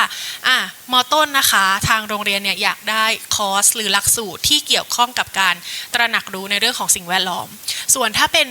ชั้นมัธยมศึกษาตอนปลายแค่ตระหนักรู้คงไม่พอเราก็คืออยากให้นักเรียนเนี่ยเข้าไปในส่วนของการเวิร์กช็อปด้วยว่ามีการลงมือปฏิบัติว่าการอนุรักษ์สิ่งแวดล้อมหรือการดำเนินกิจกรรมเกี่ยวกับสิ่งแวดล้อมเนี่ยมันไม่ได้มีแค่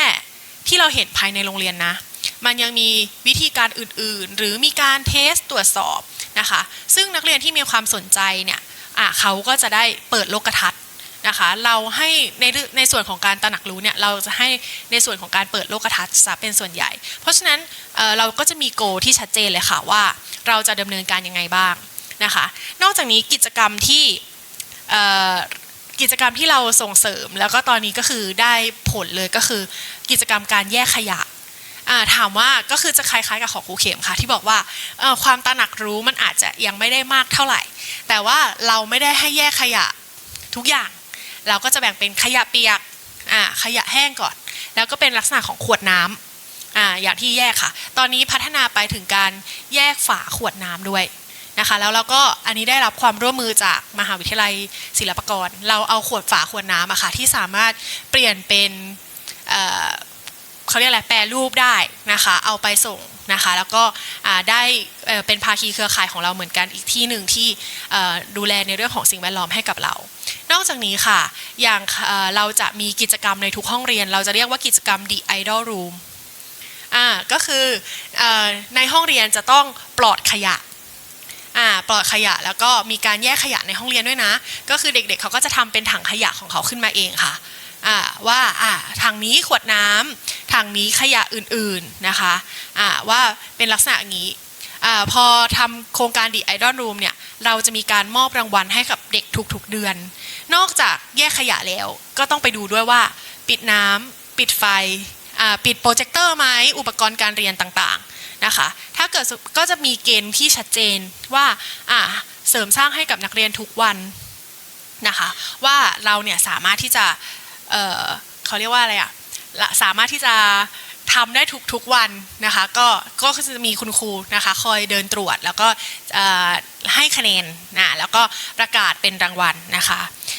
นอกจากนี้ค่ะเราก็ยังได้รับความร่วมมือจากภาคีเครือข่ายอื่นๆอย่างเช่นแยกขยะมาแล้วแน่นอนค่ะว่าโรงเรียนไม่สามารถที่จะกำจัดขยะได้เองอันนี้เราได้รับความร่วมมือจากหน่วยงานเครือข่ายของเราที่เรามีนะคะก็จะมีหน่วยงานของ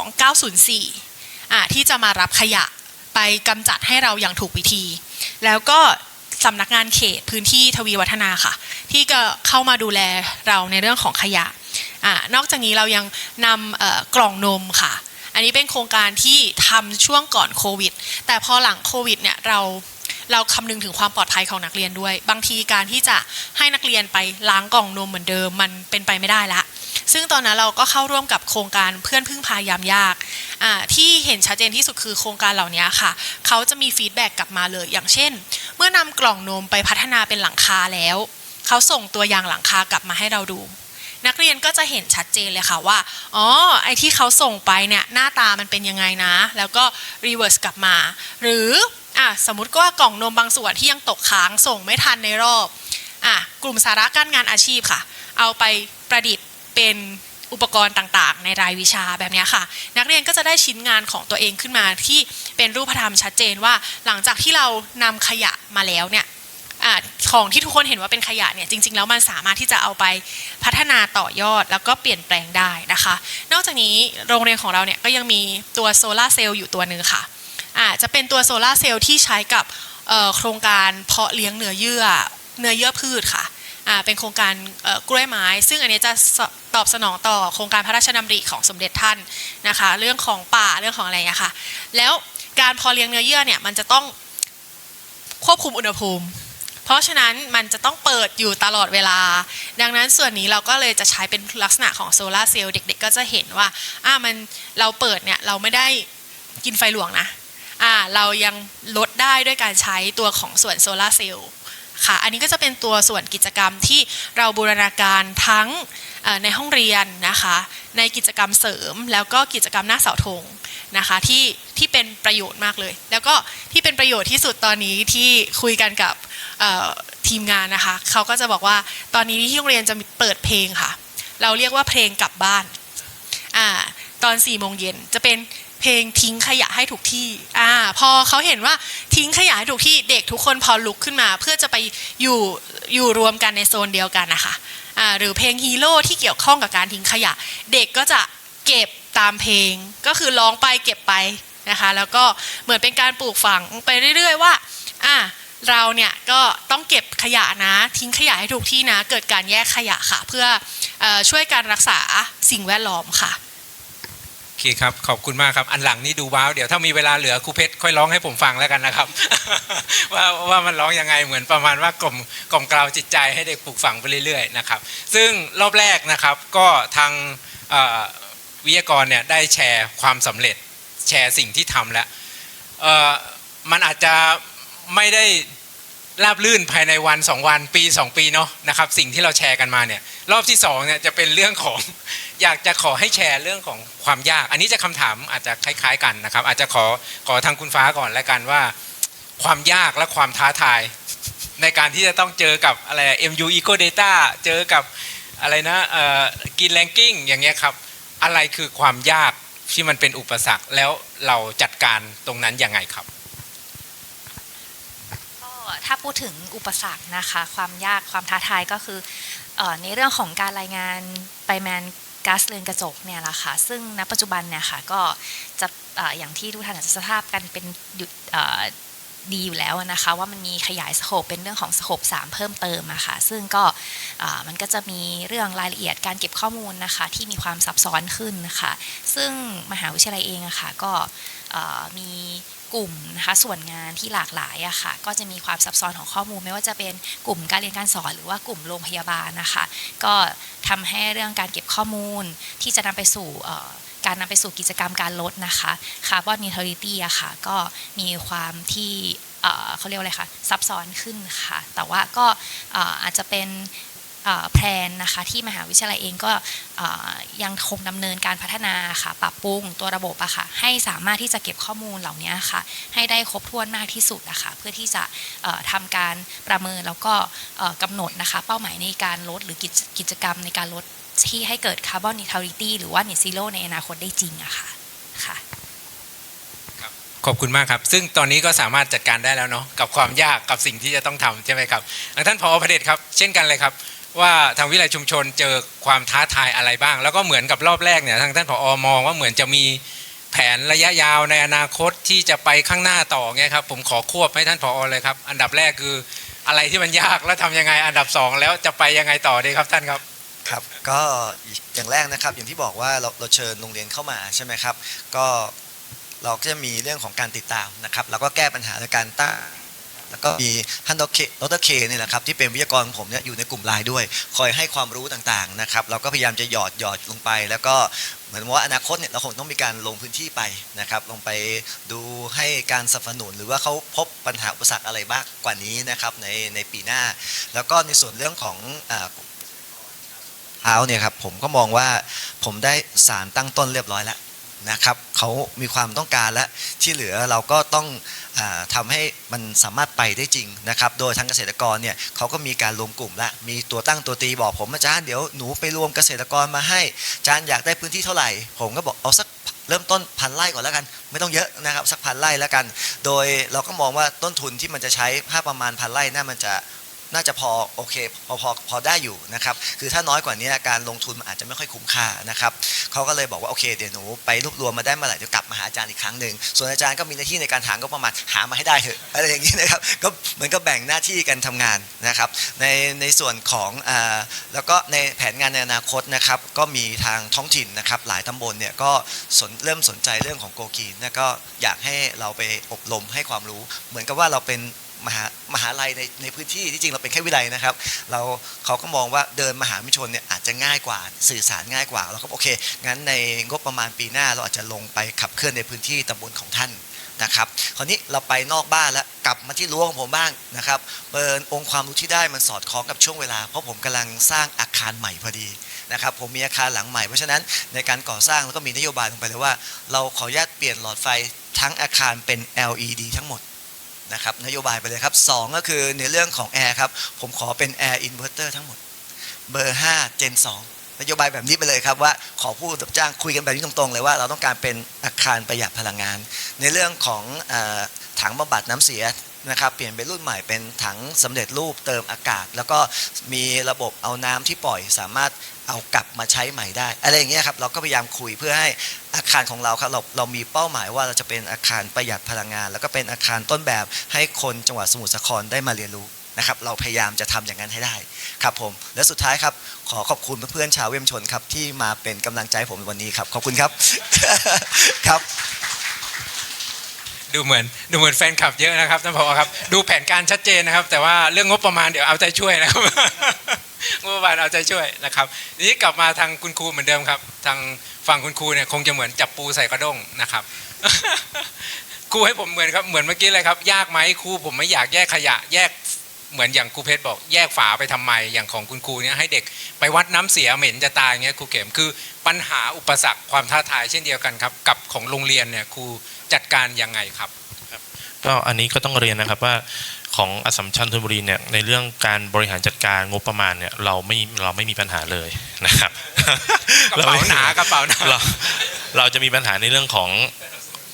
งคนของความตระหนักยกตัวอย่างเช่นอย่างที่ผมแจ้งเรื่องถังขยะในห้องที่แยกขวดนะครับคือตอนเช็คเนี่ยแยกดีนะครับบนห้องนี้แยกดี มี100 กว่าห้องเนี่ยมีแค่3 ห้องที่มีขยะปนกับถังที่เป็นขวดถ้าเราจะวิจัยแล้วเราจะตัดสินตรงนั้นว่าเด็กมีความตระหนักรู้ก็ตระหนักแต่พอมาดูถังข้างล่างบางถังมันไม่แยกก็เลยยังย้อนแย้งอยู่ว่าทำไมข้างบนเด็กแยกแล้วทำไมข้างล่างเด็กแยกบ้างไม่แยกบ้างอะไรเงี้ยครับเพราะนั้นตรงเนี้ยเดี๋ยวผมคงก็ต้องหาคำตอบต่อไปซึ่งอันนี้ก็เป็นปัญหาหนึ่งว่าเกิดขึ้นเพราะอะไรนะครับอีกส่วนหนึ่งก็อย่างที่อาจารย์บอกครับเวลาเราให้เด็กไปทำกิจกรรมสิ่งแวดล้อมโดยเฉพาะในสิ่งแวดล้อมที่เป็นเชิงมลพิษนะครับแล้วมีกลิ่นนะครับเช่นการวัดน้ำเสียตอนปลายน้ำที่มันบำบัดเสร็จแล้วเด็กก็จะไม่บ่นแต่ไอตอนต้นน้ำที่เด็กต้องไปตักน้ำขึ้นมานะครับเด็กก็จะมีบ่นบ้างว่าน้ำมันมีกลิ่นบ้างอะไรบ้างซึ่งก็ต้องอาศัยการอธิบายความเข้าใจว่าเนี่ยเมื่อปัญหาสิ่งแวดล้อมมันเกิดขึ้นมันก็จะมีความลำบากกับเราก็ต้องแถไปนะครับก็จริงก็ไม่ใช่แถแล้วก็ต้องอธิบายให้เข้าใจว่าป้องกันมันดีกว่ามานั่งแก้เพราะว่างบในการป้องกันเนี่ยมันใช้น้อยกว่างบที่ต้องไปแก้นะครับเพราะนั้นเนี่ยเด็กก็จะบ่นอยู่2 เรื่องก็คือเวลาไปให้ทำน้ำเสียกับเวลาไปให้ทำปุ๋ยข้างหลังนะครับเพราะบางทีเนี่ยปุ๋ยที่เราเอามาสอนเด็กเนี่ยครับสอนปุ๋ยหมักเนี่ยเราก็เอามาจากเศษขยะที่โรงอาหารเลยมาขอแบ่งเขาซึ่งโอเคแหละกว่ามันจะมาถึงเด็กมันก็ค้างมาวันหนึ่งแล้วอะไรประมาณนี้ครับมันก็จะเริ่มมีกลิ่นนะซึ่งก็มาเข้าสู่การทำปุ๋ยทำอะไรตามหลักวิชาการนะครับอีกอันนึงก็คือการทำความเข้าใจกับบุคลากรภายในองค์กรนะครับในบางเรื่องที่เป็นเชิงลึกมากๆเช่นทำไมเราห้ามปลูกต้นไม้ในออฟฟิศเพราะว่าเวลาเครื่องปรับอากาศมันจะทำความเย็นนะครับมันต้องทำความเย็นด้วยการไล่ความชื้นออกไปก่อนเพราะนั้นยิ่งในออฟฟิศมีความชื้นมากขึ้นเท่าไหร่เครื่องปรับอากาศมันก็ยิ่งทำงานหนักมากขึ้นเท่านั้นอย่างเงี้ยครับซึ่งครูไม่เข้าใจครูก็จะเถียงเรากับว่าเฮ้ยมันการรังสีเขาได้มันฟอกอากาศได้มันอะไรซึ่งจริงแล้วมันไม่สามารถทำได้ด้วยต้นกระบองเพชรที่มันตั้งอยู่ข้างหน้าครับอะไรเงี้ยนะครับซึ่งก็ต้องทำความเข้าใจกับครูค่อนข้างเยอะครับค่อนข้างเยอะเพราะว่าครูเราเองก็แต่ผมก็ยอมรับว่ามีปลูกนะครับก็ต้องความเข้าใจแล้วก็ให้เขา move ออกอะไรบ้างเขาก็มีบ่นบ้างอะไรครับรวมถึงพวกนโยบายการใช้กระติกน้ำร้อนเสียบกระติกน้ำร้อนแช่ไว้อย่างเงี้ยครับซึ่งก็ครูเขาก็อยากกินอะไรเงี้ยเราก็เข้าใจแล้วบอกเป็นเวลาหน่อยได้ไหมอะไรประมาณตอนนี้ก็มีสติ๊กเกอร์นโยบายติดไว้ตามกระติกน้ำร้อนทั้งโรงเรียนนะออฟฟิศไหนมีกระติกน้ำร้อนผมก็ไปแปะหน้ากระติกน้ำร้อนเขาอะไรเงี้ยก็ให้เปิด7 โมงถึง9 โมงโอเคหลัง9 โมงช่วยดึงปลั๊กออกเนาะแล้วก็ให้อีกทีก็11 โมงถึงบ่าย 2อะไรเงี้ยครับเขาก็มีบ่นนะก็เขาอยากกินคือคนเราตามพฤติกรรมนะครับคือเขาอยากกินเขาก็ต้องกินบางคนเขาก็เลี่ยงไปใช้กระติกน้ำร้อนแบบเปิดปิดได้เขาก็จะบอกว่าก็เปิดปิดแล้วไงอย่างเงี้ยแต่จริงเราก็อยากให้ดึงออกเพราะว่าเมื่อมีแหล่งกำเนิดความร้อนในออฟฟิศเครื่องปรับอากาศก็ทำงานหนักขึ้นอะไรเงี้ยครับซึ่งคุณครูเองก็ตอนนี้ทำความเข้าใจผ่านหัวหน้าระดับนะครับแล้วก็เดินตรวจตามออฟฟิศเมื่อล่าสุดแล้วก็โอ้โหพอเดินตรวจปุ๊บก็อธิบายยาวเลยนะครับก็อันนี้เป็นความยากลำบากอย่างหนึ่งเรื่องพฤติกรรมคนนะครับแต่ส่วนเรื่องการบริหารจัดการสิ่งแวดล้อมในโรงเรียนเนี่ยอันนี้ไม่เป็นปัญหานะครับครับขอบคุณครูเข็มครับตอนแรกจะถามว่าปัญหาอุปสรรคกับเด็กมีปัญหาอะไรบ้างนะครับแต่เราก็ได้ประเด็นเรื่องของอุปสรรคที่เกิดขึ้นไม่ใช่อุปสรรคความท้าทายที่กับตัวคุณครูด้วยนะครับครับทีนี้ของครูเพชรล่ะครับเป็นยังไงบ้างแล้วก็มีปัญหาความท้าทายยังไงแล้วอาจจะขอฟังแนวทางในอนาคตด้วยเนาะว่ามีแผนยังไงต่อกับเด็กๆนะครับครับก็สำหรับที่โรงเรียนนะคะก็ขออนุญาตแบ่งเป็น3ประเด็นนะคะประเด็นแรกเราต้องยอมรับว่าเรามีปัจจัยนอกเหนือการควบคุมหลายอย่างไม่ว่าจะเป็นทั้งครูสภาพอากาศละกันสภาพอากาศที่มันเปลี่ยนแปลงไปค่ะอย่างช่วงเซกชัน1ที่พูดถึงเรื่องของภาวะเรือนกระจกแต่ถ้าถามจริงๆเลยก็คือนักเรียนไม่เข้าใจหรอกค่ะว่าภาวะเรือนกระจกเนี่ยมันต้องแก้ด้วยอะไรนะการถอดปลั๊กการปิดไฟปิดน้ำปิดแอร์อะไรอย่างเงี้ยค่ะเพราะว่ามันค่อนข้างเห็นผลช้าเห็นผลได้ช้ากว่าจะเห็นอีกทีนึงโอ้โหรอปัดไปซะเขาแบบ10 ปี15 ปี20 ปีอย่างเงี้ยค่ะอันนี้เขาไม่เห็นอยู่แล้วอันนี้เป็นภาวะที่นอกเหนือการควบคุมเราไม่สามารถที่จะควบคุมได้อันที่เป็นประเด็นมากที่สุดตอนนี้นะคะสำหรับในความคิดก็คือเด็กยุคเจเนอเรชันมียึดถือตัวตนค่ะก็ฉันสบาย ฉันก็จะใช้แบบนี้เด็กยุคเจเนอเรชันมีพูดยากมากเพราะฉะนั้นเด็กยุคเจเนอเรชันมีกับการพัฒนาที่ยั่งยืนแทบจะเป็นไปไม่ได้เลยนะคะเพราะว่าเขาก็จะรู้สึกว่าก็ตอนที่ฉันอยู่บ้านฉันยังเปิดได้เลยโรงเรียนคือบ้านหลังที่2ฉันก็ขอเปิดเหมือนกันนะคะทั้งแอร์ทั้งไฟทั้งพัดลมหรือแม้กระทั่งตอนนี้ค่ะติดพัดลมเพิ่มได้ไหมครูมันร้อนมากเลยนะเขาไม่ได้คิดหรอกค่ะว่าทางโรงเรียนเนี่ยจะต้องการจะติดพัดลม1ตัวดำเนินการอะไรบ้างแต่ติดพัดลมเพิ่มเดี๋ยวครูมันร้อนมากเลยนะเราต่อไปหรืออันนี้เสียอันนี้หรือตอนนี้ที่เจอมากแล้วก็เป็นเด็กยุคเจเนอเรชันมีดุไม่ได้นะคะคือเอาอุปกรณ์ iPad โทรศัพท์ชาร์จแบตอยู่ในห้องเรียนดุก็คือแบบครูเขาก็จะพูดแบบนี้จ่ายค่าเทอมนะเขาก็จะไม่ได้คิดหรอกว่าว่าจริงๆแล้วมันคือของหลวงนะหรือการลดนะการช่วยกันนะคะกับอีกภาวะหนึ่งที่คิดว่าเราน่าจะเผชิญร่วมกันแล้วก็ผ่านมันไปให้ได้ก็คือเราต้องยอมรับค่ะว่านอกจากเจเนอเรชันมีแล้วช่วงโควิดที่ผ่านมาเด็ก lost learning ขาดการบ่มเพาะทุกๆวันคือถ้าเขามาโรงเรียนเขาจะถูกบ่มเพาะทุกๆวันด้วยคุณครูด้วยเพื่อนด้วยสภาพสังคมใช่ไหมคะแต่ว่าพอเป็นอยู่บ้าน lost learning ไม่ได้ lost learning แค่วิชาความรู้ค่ะแต่ขาดการดูแลในเรื่องของอุปนิสัยด้วยอย่างเช่นก็พ่อกับแม่ฉันให้เปิดแบบนี้ค่ะคือบางครั้งก็คือที่บ้านก็เขาเรียกอะไรด้วยภาวะทางเศรษฐกิจด้วยนู่นนี่นั่นก็อาจจะหย่อนตรงนี้ไปบ้างนะคะก็เลยเป็นปัญหาค่อนข้างใหญ่แล้วก็ถือว่าเป็นปัญหานอกเหนือการควบคุมที่จะทำให้เรื่องของการอนุรักษ์สิ่งแวดล้อมเนี่ยมันเป็นไปได้ยากขึ้นในส่วนนี้ค่ะอันนี้นะคะก็เราก็เนี่ยค่ะแนวคิดต่อไปในอนาคตที่เราจะทำก็คือ1เลยก็คืออย่างที่บอกแล้วค่ะว่าเราก็จะมีโกของแต่ละชั้นปี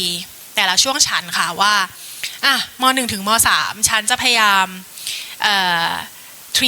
ใส่ทรีทเมนต์กิจกรรมให้เพื่อให้เด็กเนี่ยตระหนักรู้นะจบม.3 ไปแล้วต้องมีโกว่าคุณจะต้องรู้เรื่องอะไรบ้างแล้วม.4 ม.5 ม.6 จบม.6 ไปแล้วคุณจะต้องทำยังไงเราจะต้องทำยังไงมีทรีทเมนต์อะไรบ้างที่ทำให้เขาเป็นพลโลกโกกรีนแบบว่าสุดท้ายเป้าหมายก็คือควรจะเป็นพลโลกโกกรีนออกไปเพราะคุณคือฟันเฟืองตัวใหม่ฟันเฟืองแท่นใหม่ของสังคมเพราะว่าจะว่าไปแล้วยุคของเราอะค่ะเจเนอเรชัน Y X Y Z มันเริ่มจะหมดไปละแต่ว่าเจเนอเรชันที่จะเข้ามาเพื่อพัฒนาสังคมแล้วให้มันเป็นโกลกรีนจริงๆมันก็คือเจเนอเรชันมีปัจจุบันเพราะฉะนั้นสิ่งท้าทายที่สุดก็คือป้อนข้อมูลยังไงให้เด็กในเจเนอเรชันนี้พัฒนาอย่างยั่งยืนค่ะขอบคุณครูฟ้ามากๆครับที่ขอบคุณครูเพชรมากๆนะครับพอดีนั่งคุยกับคุณฟ้าว่าไม่ใช่เจอที่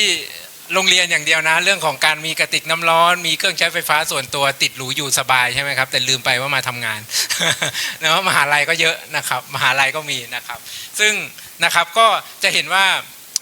ในแต่ละสถานที่เนี่ยนะครับในแต่ละเคสทางท่านวิทยากรก็ได้มาแชร์ประสบการณ์เพราะงั้นผมก็เลยพยายามจะเชื่อมโยงแล้วก็มองให้เห็นว่าประเด็นหลักๆที่ทุกท่านเลสมาเนี่ยมันเป็นเรื่องของพฤติกรรมนะครับหลักๆเลยเป็นเรื่องของพฤติกรรมนะครับซึ่งจริงๆแล้วในหลักของพฤติกรรมเนี่ยมันมีเรื่องของหลัก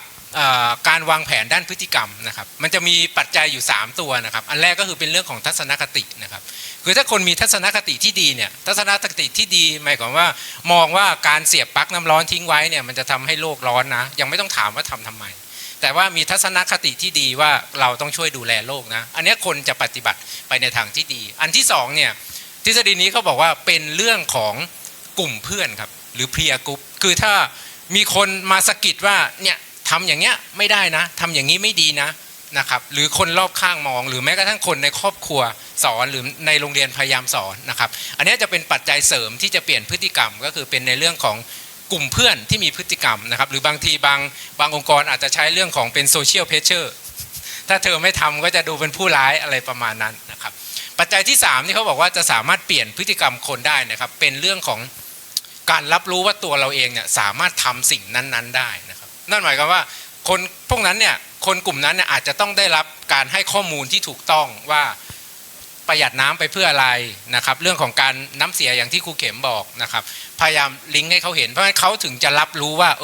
ฉันสามารถที่จะทำสิ่งนั้นๆได้เพราะงั้นเนี่ยพอบวกกันด้วย3ปัจจัยเนี่ยนะครับปัจจัยทางด้านการเปลี่ยนแปลงทางพฤติกรรมเขาบอกว่าจะทำให้คนเปลี่ยนพฤติกรรมได้มีทัศนคติที่ดีกับเขาก่อนนะครับแล้วก็คนรอบข้างเป็นตัวอย่างที่ดีให้กับเขาและอันสุดท้ายก็คือเพิ่มสกิลในการตระหนักรู้ให้กับเขานะครับเพราะฉะนั้นก็หวังว่าเซสชันนี้นะครับคงจะเป็นประโยชน์กับทุกท่านนะครับในเรื่องของการแชร์เคสนะครับแล้วก็คิดว่าเดี๋ยวคงจะได้ทำงานร่วมกันเป็นเครือข่ายนะครับเพราะงั้นเนี่ยผมจะเห็นว่าพลังของแต่ละภาคส่วนเนี่ยครับที่จะทำงานเรื่องของสิ่งแวดล้อมไปด้วยกันเนี่ยครับต้องจับมือไปด้วยกันเป็นเครือข่ายนะครับซึ่งก็ขอให้เราสู้ต่อไปแล้วกันนะครับคุณครูครับ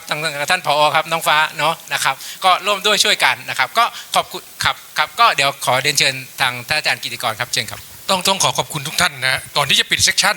เพื่อนผมมีอินโฟเมชันข้อมูลนิดหนึ่งจะเรียนให้ท่านทราบจริงๆเรามีโครงการอันนี้นะที่สนับสนุนมาจากมหาวิทยาลัยมหิดลก็คือ Carbon Neutrality Campus Joint Unit นะครับซึ่งมี UNESCAP นะครับกับมหาวิทยาลัยเซี่ยงไฮ้เจียวตงที่จีนเนี่ยมาเป็นพันธมิตรเป็นพาร์ทเนอร์ร่วมกันนะครับตอนนี้เนี่ยเรา establish ก็คือทำเว็บไซต์นะครับท่านเข้าไปที่เว็บไซต์คณะได้ en.mahidol.ac.th นะครับแล้วก็ในนั้นเนี่ยจะมีเซกชันหนึ่งที่เข้าไปเลยในเราเรียกว่า CS for Joint Unit นะครับตอนนี้เนี่ยมีโรงเรียนที่วันนี้ sign MOU ในเรื่องของทางวิชาการแล้วก็มีบางโรงเรียนเนี่ยที่เข้าร่วมแพลตฟอร์มเป็นเน็ตเวิร์กกับเราด้วยนะครับด้านล่างก็จะเห็นเป็นเน็ตเวิร์กสคูลที่เริ่มเข้ามาในแพลตฟอร์มนี้ซึ่งจะร่วมกับ UN นะ UNESCAP ด้วยแล้วก็จะมีทางต้องขอบคุณทางสถาบันวิทยาลัยชุมชนก็มีวิทยาลัยชุมชนบางที่เริ่มเข้ามาแต่เดี๋ยวเราจะทำออนไลน์ให้เข้ามาเพราะวิทยาลัยชุมชนจะมีนะครับเรามีแคมเปญใหม่นะซึ่งร่วมกับทาง UN ก็คือแคมเปญที่เราขึ้นมาว่า Go Neutrality นะครับถ้าท่านเข้าไปในเว็บไซต์เนี่ยท่านจะเห็นคลิกไปได้ในตัวที่เรียกว่า Go Neutrality ตัวนี้เนี่ยจะเป็นเหมือน Pledge ก็คือการที่เน็ตเวิร์กหรือโรงเรียนหรือองค์กรเนี่ยนะครับจะดีแคลร์ว่าจะร่วมในการที่จะช่วยมีส่วนช่วยในการที่จะสร้าง policy นะครับนโยบายอะไรในการที่จะเข้าสู่ความเป็น neutrality ได้บ้างนะครับซึ่งเราก็จะนำลิสต์นี้เข้าไปให้ UNESCAP นะครับเพราะฉะนั้นเนี่ยถ้าตอนนี้เราเพิ่งเปิดแคมเปญนี้สัปดาห์นี้เพราะเพิ่งจะคุยตกผลึกกันนะครับเพราะฉะนั้นถ้าผู้บริหารโรงเรียนท่านไหนที่อยากจะมีกิจกรรมแคมเปญให้นักศึกษาได้หรือนักเรียนได้ร่วมนะครับในระดับ policy ใหญ่ๆแบบนี้เนี่ยนะครับซึ่งเดี๋ยวเราจะคุยกับทาง UN อีกทีว่าเราจะมีกิจกรรมอะไรที่จะมาเสริมให้คำว่า Go Neutrality แคมเปญตัวนี้เนี่ยไปได้ถึงนะครับเร็วขึ้นนะครับเพราะฉะนั้นก็ฝากทางผู้บริหารโรงเรียนหรือวิทยาลัยชุมชนนะถ้าสนใจนะครับที่จะเข้าร่วมแคมเปญนี้นะครับก็คลิกเข้าไปในเว็บไซต์ของ CNC นะครับ Carbon Neutrality Campus ได้นะครับแล้วก็submit นะครับการ declare ระดับองค์กรมานะครับเดี๋ยวผมจะนำลิสต์อันนี้ขึ้นไป report จากทาง UNESCAP อีกทีหนึ่งนะครับก็ฝากเท่านี้แล้วก็ฝากเว็บไซต์เอาไว้แล้วก็หลังจากนี้กิจกรรมเฟิร์สเตอร์ไม่ได้มีแต่การสัมมนาวันนี้เนี่ยผมคิดว่าเป็นส่วนหนึ่งในเรื่องของวิชาการของทางคณะสิ่งแวดล้อมซึ่งคุยในเชิงวิชาการกับท่านผอ.หลายๆท่านที่มาร่วมวันนี้อีกส่วนหนึ่งเป็นพาร์ทที่ทำเกี่ยวกับเรื่องของ Carbon Neutrality ซึ่งเราจะเน้นไปในสคูลก็เดี๋ยวจะเชิญอาจารย์แล้วก็เอ็กซ์เพรสนะเอ็กซ์เพรสที่จะเป็นระดับมหาวิทยาลัยหรือว่าระดับองค์กรอื่นๆเดี๋ยวจะเชิญคุณครูเข้ามาเรามีแล้วก็ทางอพสทด้วยนะครับเราจะทำหลักสูตรร่วมกันนะครับเป็นหลักสูตรที่เกี่ยวข้องกับเรื่องตัวนี้ทั้งนั้น climate change แล้วก็เรื่องของ neutrality หรือ net zero นะครับเพื่อจะให้มันเป็นเคอร์ริคูลัมที่จะสามารถ implement เข้าไปในโรงเรียนซึ่งก็จะต้องเป็นโรงเรียนนำร่องในเรื่องของ network ก่อนนะครับเมื่อกี้ผมคุยกับท่านนายกสภาสถาบันท่านเป็นอดีตรัฐมนตรีนะท่านก็จะบอกว่าท่านก็จะช่วยนำเรื่องนี้เข้าไปสู่สพทด้วยนะครับเพราะฉะนั้นเนี่ยผมคิดว่าจะเป็น challenge มากๆสำหรับ network school ที่อยู่กับแพลตฟอร์มเราที่เราจะเริ่มทำเคอริคูลัมตัวนี้ขึ้นมาครั้งแรกของประเทศแล้วก็ผมได้ทำการขอเงินสนับสนุนบางส่วนในการที่จะสร้างเทคโนโลยีสื่อการสอนถ้าเราได้เคอริคูลัมที่ดีและเรามีสื่อการสอนที่ดีผมเชื่อว่าอันนี้จะ implement ไปที่นักเรียนได้เร็วไม่ต้องมารอที่มหาวิทยาลัยเพราะมาถึงมหาวิทยาลัยแล้วมันลำบากมากกว่าโรงเรียนนะอาจารย์นะเพราะอาจารย์บอกรุ่นอะไรยุคมียังพูดยากรุ่นยุคนี้ก็ยากมากกว่านะ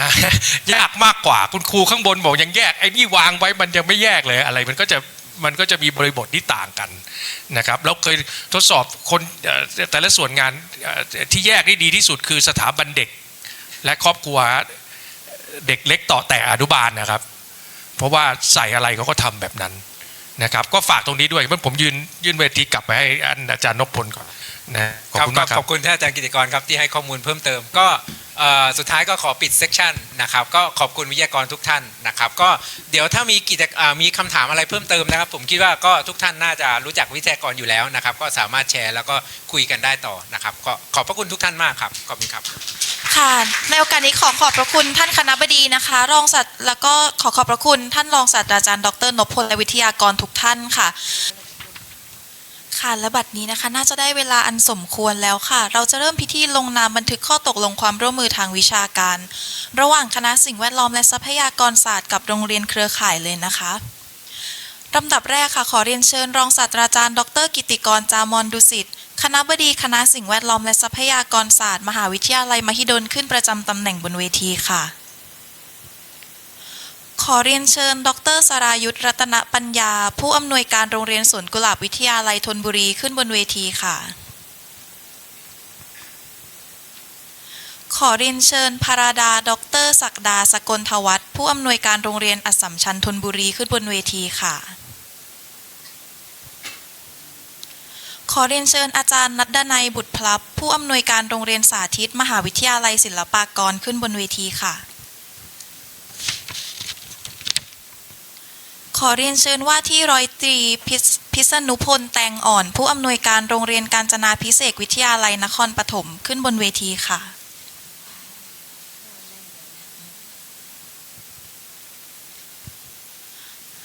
ขอเรียนเชิญคุณศิวาวุฒิรัตนะรองผู้อำนวยการกลุ่มบริหารวิชาการโรงเรียนโพธิสารพิทยากรขึ้นประจำตำแหน่งบนเวทีค่ะถัดมานะคะขอเรียนเชิญคุณอารีรัตน์ล่าหิบรองผู้อำนวยการโรงเรียนมัธยมวัดในโรงค่ะ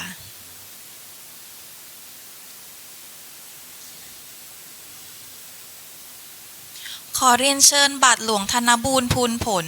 รองผู้อำนวยการโรงเรียนแผนกชายโรงเรียนยอแซฟอุปถัมภ์ค่ะ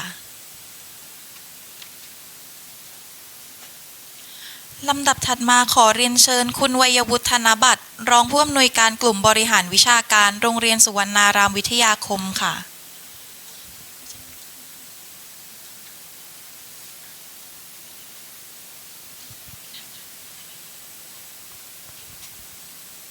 ลำดับถัดมาค่ะขอเรียนเชิญ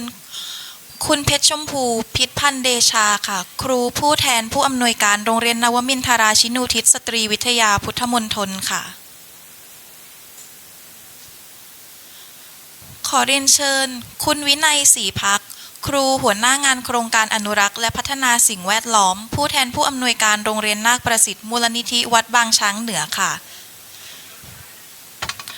และท่านสุดท้ายนะคะขอเรียนเชิญคุณพรทิพย์กรีแสงครูผู้แทนผู้อำนวยการโรงเรียนวัดไร่ขิงวิทยาค่ะ